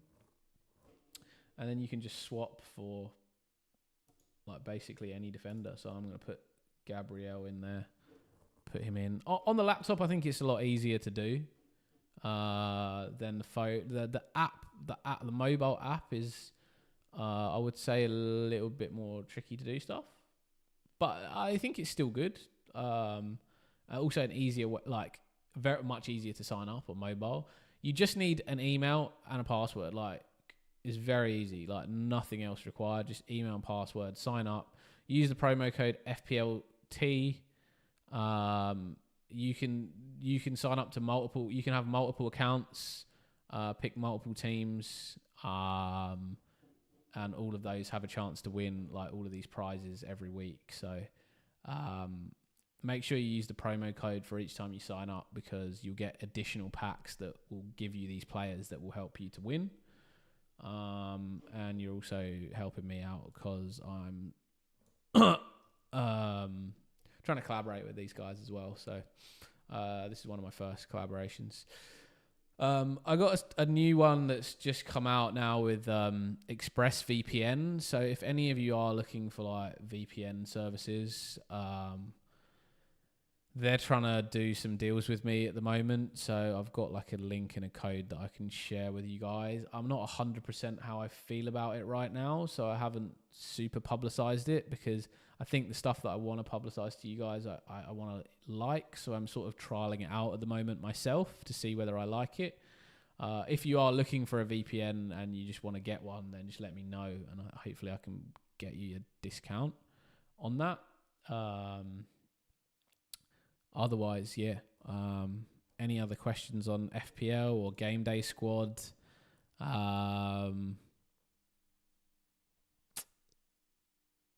Happy to chat through with you guys before we finish up. And I get to bed. It's 1 a.m. now, isn't it? Blimey. But it's been a great stream. Thank you guys all for tuning in. And good to have a bunch, like quite a lot of regulars on the stream. Sorry again that I am not able to do the deadline stream this week, but hopefully this gives you quite a nice view. Yeah, there are some dramas about that Spain comp actually, Brycey, is that the European Cricket Network is sponsored by this like Indian betting site. And in India, they changed the laws recently, and you can no longer bet live in play. Trippy, Gakpo, João Pedro, Artike, and Elliott, or any 7 midfield. Yeah, again, I'd probably go like Xavi Simons or an Enzo Fernandez as a 7 mil midfielder, or Kudus. That would be my pick. Yeah, so. They basically, given that they've changed the laws in India saying you can't live bet anymore, this Dream 11, who sponsored European Cricket Network, pulled their funding. So now a lot of the European cricket competitions have been paused for the rest of the year because they don't have anyone to fund them. So the comp that I've got in Spain at the end of September, early October, potential to be called off. But the cricket the tri-series I've got at the end of October with Serbia, Bulgaria should hopefully still be on. But if any of you people know anybody who wants to sponsor European cricket, you let me know. Or sponsor the English Aussie. Good man, Cap. Do you need me to run you through anything, Cap, on the game, or are you good? Brycey, thanks as always for joining, mate. Like, always a pleasure having you about. And it's probably not... Actually, maybe it is the time of the day for you. Do I still have it floating about, this thing? Hang on a second.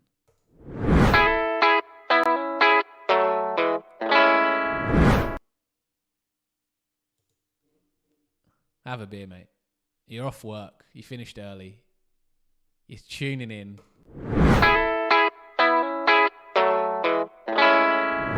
And take a shot on top of that for the second one coming in. I've got to introduce a drinking game to these streams for sure. Would be quite funny. You can obviously drink some Ribena if you want and you don't drink. I need help. Give me 2 secs. I'll be back. All right, Cap. You got like 5 minutes I've got left, Cap, I reckon. So, yeah, in the meantime, sign up, obviously, to this. This is my team. I think I'm pretty set on how it's going to be. I might even hit the wildcard button. Why not on the stream? Should we pull up my real team and I hit the wildcard button while Cap's running away? Let me ask you quick. Yeah, what do you need, Brycey?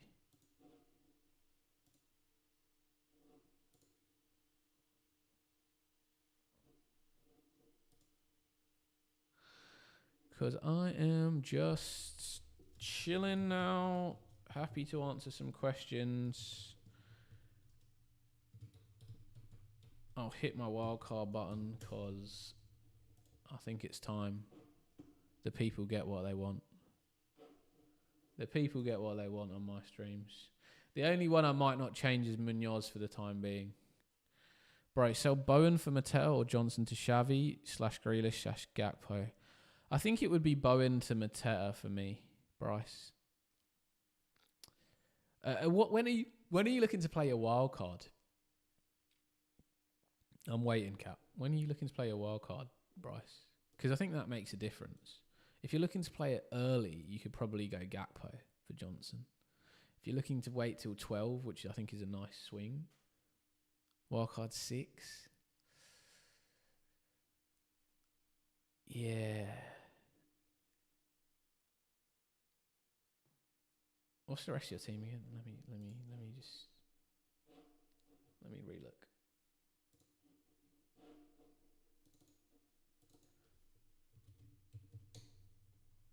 Gakpo would then be work Salah. No, don't do that then. Don't do that. No, don't do that. No, I think Bowen to Mattel.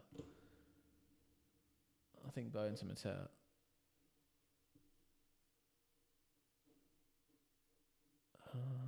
can't I find your team anymore? Oh, you haven't joined that elite member. Oh, I'll send you the link to the elite members league.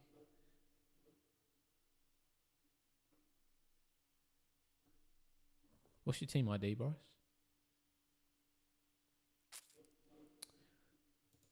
Yeah, I think I'd do Bowen to Mateta, man. I reckon Bowen to Mateta is the way to go with that. When I open a pack, do I get all the players? Yeah, you get all the players in that pack, Cap. And on the, if you don't do like an open all and you open it on I'll give you an example actually. It's probably the easiest one. If you don't do open all, you can click and see that. Like if you click open, you can actually like click and see the players. I'll do a quick example before I come back to Bryce.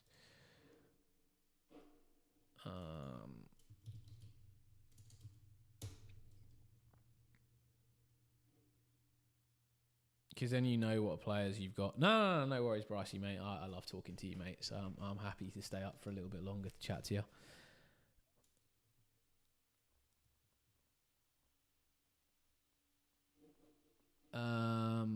Where is my...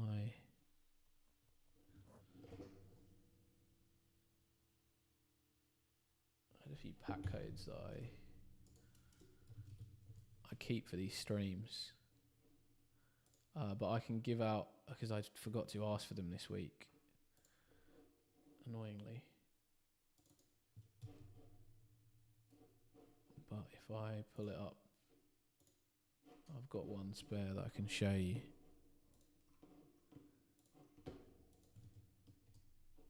So if I redeem this, and then I hit open, and instead of I just open the pack rather than open all. So you could get Saka, Garnacho, and Garnacho at Chelsea, yeah, and then they come up and you can like click the players. Alvarez, Travers, Danny Welbeck gold, Iwobi. Willie Saliba, that's a nice one. James Justin, Sosa. Silver Saliba's quite nice.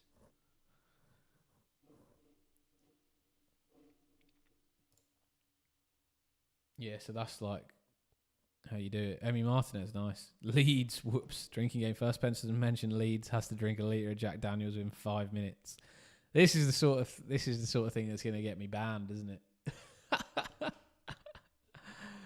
Each time you mention Leeds, you have to take a shot.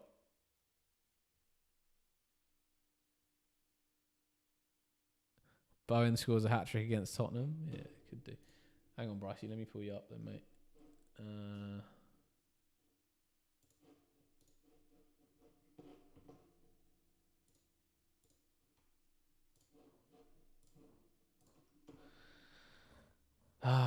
Yeah. Ilanga's my concern with your team, isn't it? Van der Ven, 8 Nuri. Are you playing Diouf this week, Bryce? What was the plan with the defence? Van der Ven, 8 Nuri, Diouf.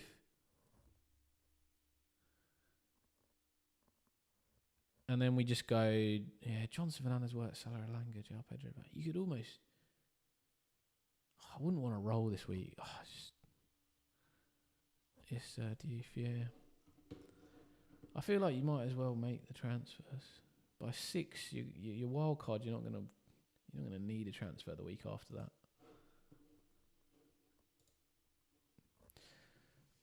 Single shot, I use a hardened Aussie pod. Litre of Jack Daniels is still going to do me in. I think the most shots I've ever done in a night was back when I could drink like a proper bloke, and I did like 24 shots of tequila on my 24th birthday. And I don't remember. There's a video of me standing on a bench on a rooftop going, 24! I have zero recollection of that. If it wasn't for the video, I'd be screwed. But it was a fun night, from what I remember, up to about 18.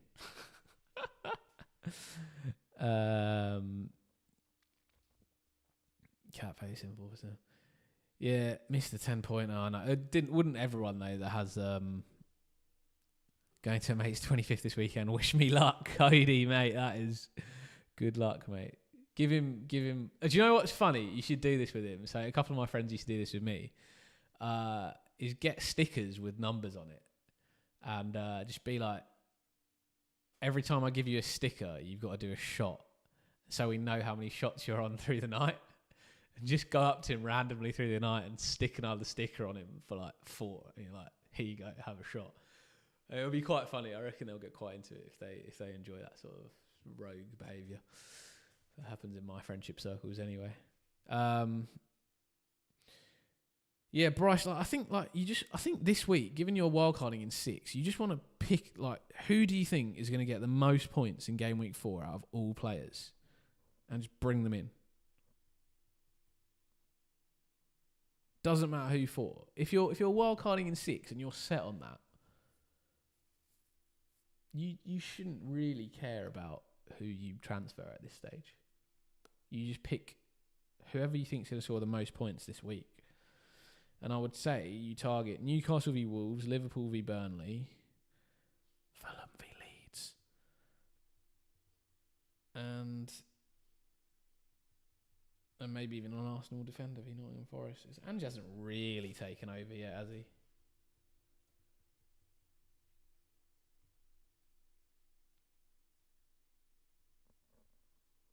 It's either Mateta or a midfielder. I like the sticker idea, yeah. The sticker idea is pretty funny. Someone did that with me once. That was good fun.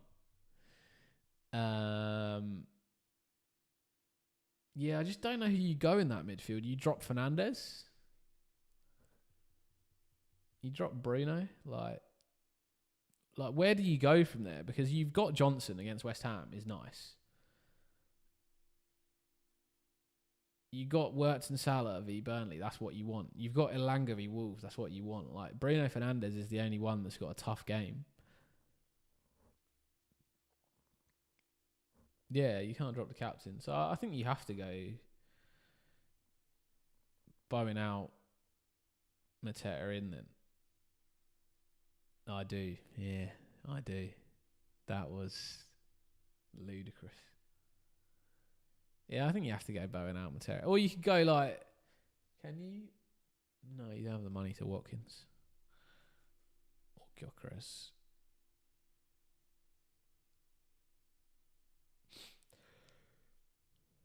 I think that's got to be it, mate. I think that's got to be it. Or you go for Raul Jimenez against Leeds. No news on Xavi or Sarr. No, there's no press conferences today for Spurs. All the press conferences are done for the day. Ismail Assar won't play game week 4, mate. Ismail Assar's not going to play game week 4. I would be so shocked if he recovered from a grade 2 tear.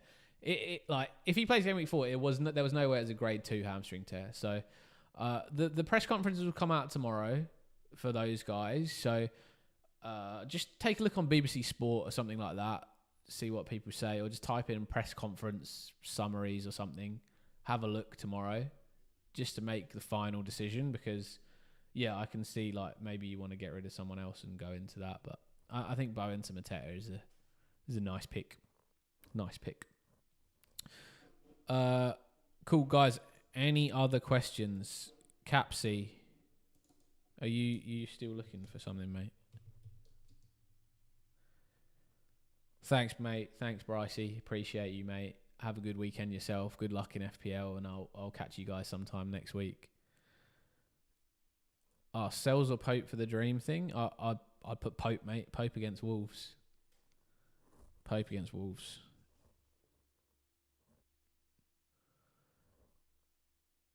Thanks, Paul. As always, mate. Appreciate you. Cody, you too. All you guys, absolute legends. Cody, I don't know if you just DM me. Remember to DM me the WhatsApp number and Gmail account, and I'll add you to the members chat. And enjoy your 25th, mate. Enjoy your 25th. Pull out some stickers for me. Be pretty funny.